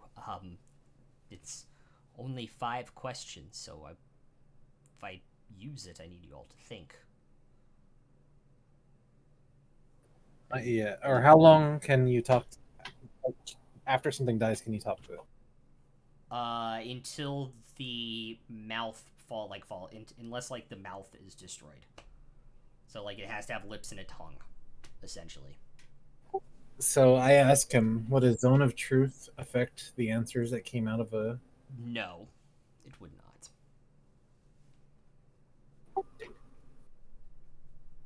combo spell? Take a guess at what was in the next room, High Priest. Dragons. Close. Pull out freaking horns. Black dragons? No. I ask V'layeer, what was this thing called again? Abishai Oh, bother. with wings, horns, bipedal. Demons from the first plane of hell. But all black.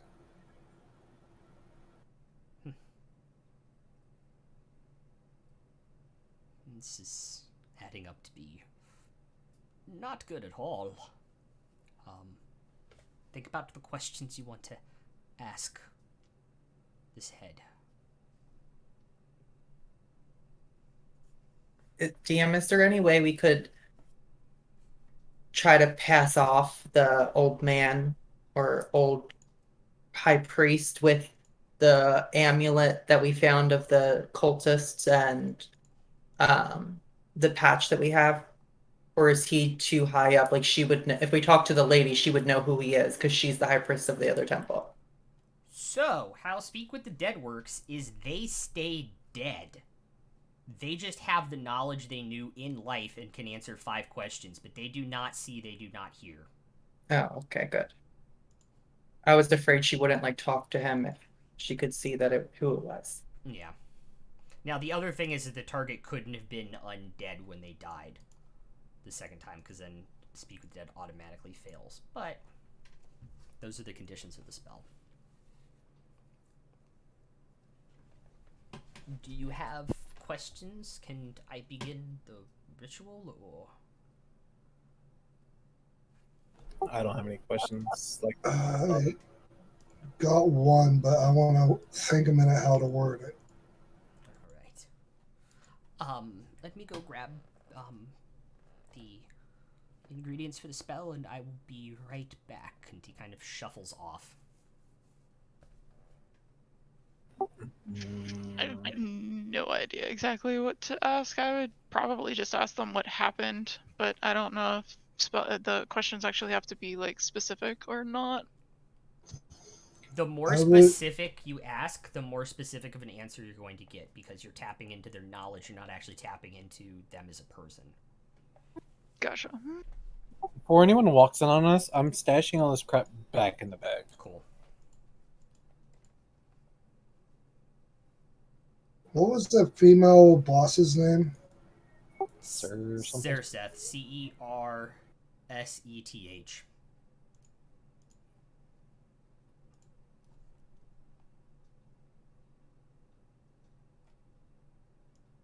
Only said the first part of the name because the other part's left in the building over there.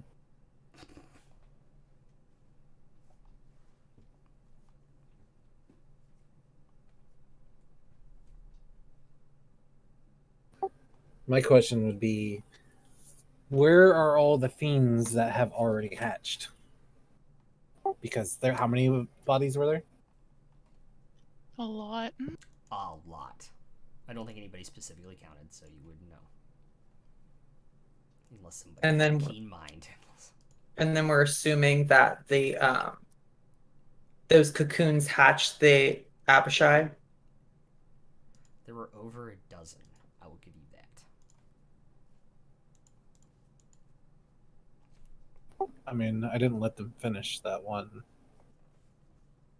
Even I don't even know if it was close, but You could ask if the cocoons were how they hatched the Abishai. To be more direct, so it's more open-ended, like without giving them like a direct in case it isn't, I would say what hatched from the cocoons.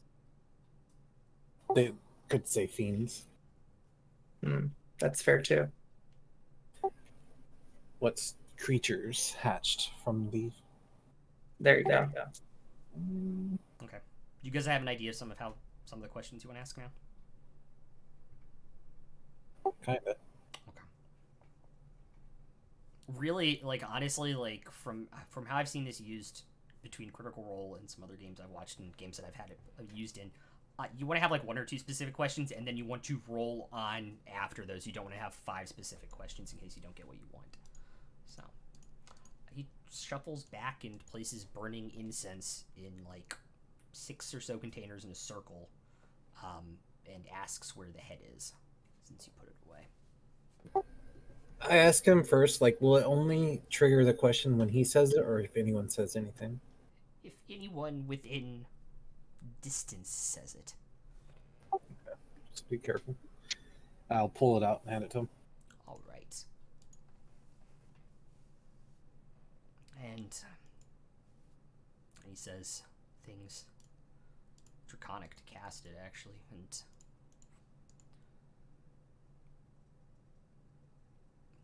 eventually you see the mouth open and you just hear come out of it. All right. He holds it up by the back of its head.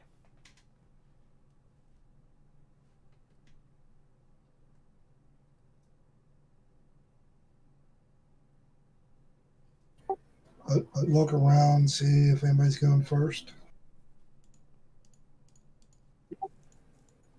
What creatures were being hatched out of those cocoons in the basement of the Temple of Tiamat?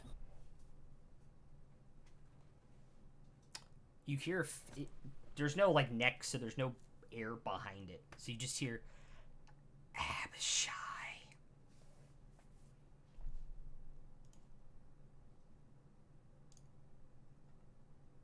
For reference, it is spelled Abishai.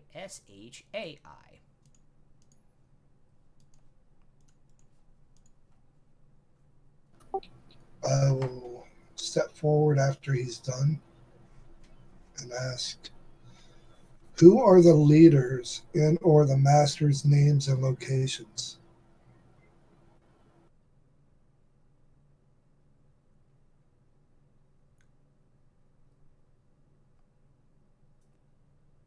You threw me for a loop with that one. Good lord.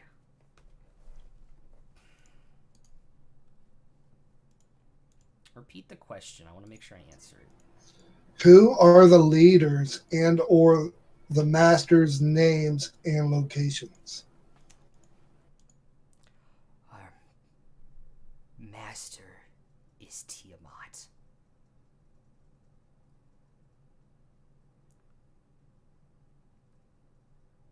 I also did ask for leaders. But you said masters too. And location.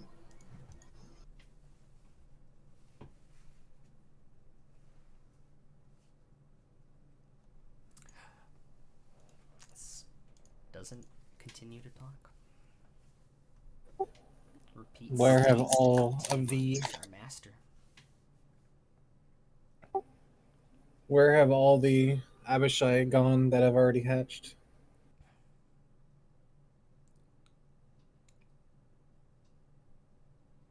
To serve her purpose.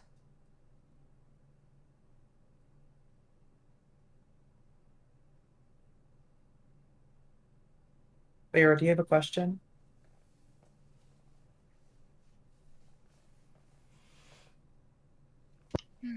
Sorry. No Can't worries. really. 2 left. Where else can we find these black cocoons?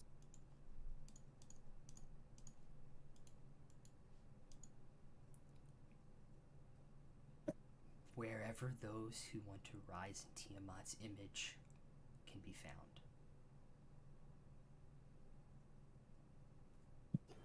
Last question. I look at, is it GIF or GRIF? GIF. He's kind of I freaked go- out by this, even though he's a cleric. And I look at him like, are you going to ask another, or should I go, or look at the others?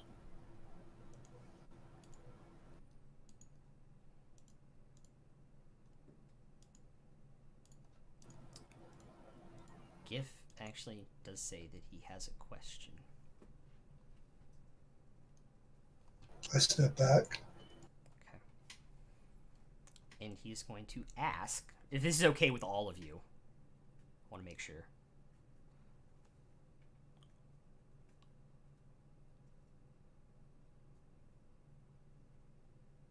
What purpose do the Abishai have?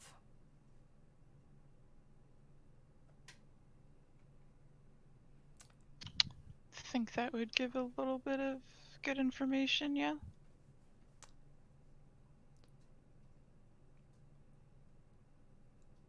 To return her to the mortal plane, is what the head replies.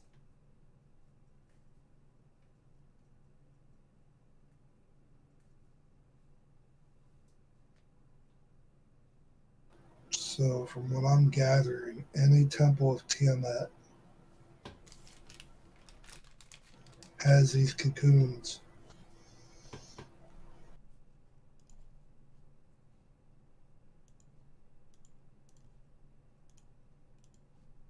And all fiends and demons must be eradicated. And then that He's kind of got a thing for undead. Give like says underneath his breath.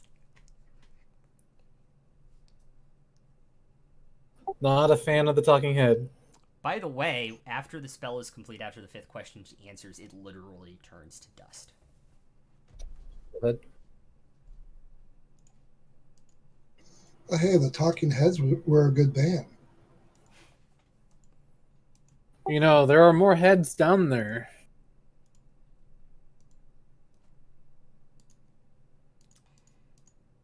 Um,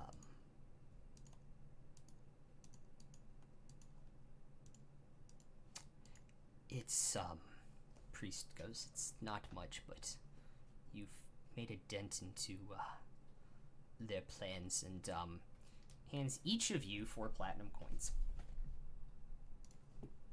It's garbage. That was comfortable. I'd also like to point out there's a giant statue made 100% of platinum in this church. Jeebus. These people are not hurting, in case you were wondering. Like, where's the rest of it?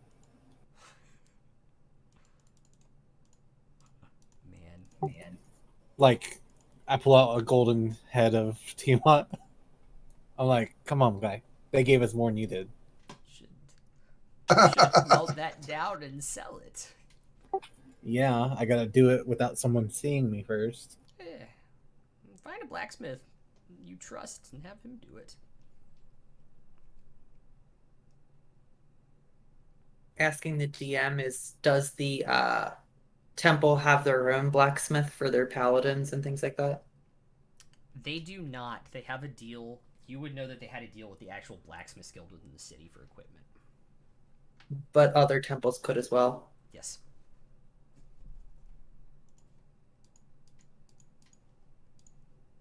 I wonder how much it would take to rent a blacksmith's shop. I don't know.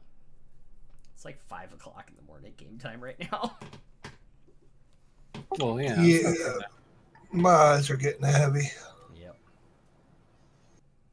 Hadley will say to the high priest, what you paid us for sacrificing our lives tonight was barely enough. But the least you could do, if you're not going to give us more, is give us the higher lodging you have here. Easy enough done. We just joined another guild.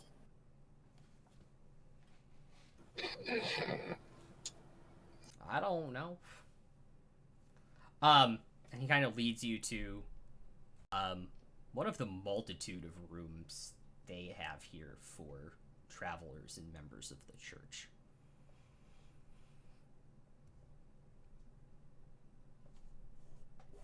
And closes the door behind you. This is like a bunk room. Yeah, pretty much. Although, Giff says he has an idea and pulls something out of his bag. This is something he bought at Willem's, by the way. And throws it up in the air and goes, whee! And it comes down into a blanket fort. Alright, And I'll follow him and he inside. crawls inside. And inside, it looks like an orc den. With, like, the walls made out of... The inside walls are made out of fur, and there are, like, fur pillows and stuff. And there are 6 separate, like, sleeping rooms off the main room. And inside, in the center, there is a pipe stove that has a steaming hot pipe of, like, container of hot chocolate and chocolate chip cookies in a basket next to it. You sound real good right now. This is the blanket of fortitude, and it is amazing. Does that stove get 2,000 degrees? No, it does not. It's enough to keep it a comfortable temperature no matter what it is doing outside. It doesn't smell like wet fur, right? No, it kind of smells like the mountains with just like a hint of smoke in the air. It's very pleasant. I think I'm gonna take a bath. Fortunately, there are no baths in here. That's what I was hoping for in the room he gave us, like each a nice room with a bath and like nice sheets and Nope. They're well off, but they're not that well off. But I mean, hey, unlimited hot chocolate and cookies. That's a bonus. Giff has already eaten like 5 cookies.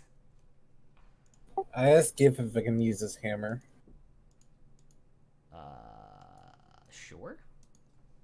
And I take out the heads and I try to smash them into a different shape. You put hammer marks in them, but you can still tell they're heads of a dragon statue. and they're all painted, right? Yes. Or you What get the colors border, did you can see like... Which colored heads did we get? green, white, and red. I can't believe it took you guys that long to ask. Anyway. Y'all can hit your long rest buttons now. You guys are ready to lay down for the evening. Got me down to 11. 2 hit dice, 5 spell slots for Relentless Endurance, and 3 stacks of War Priest for GIF. Oh, good God. Ooh.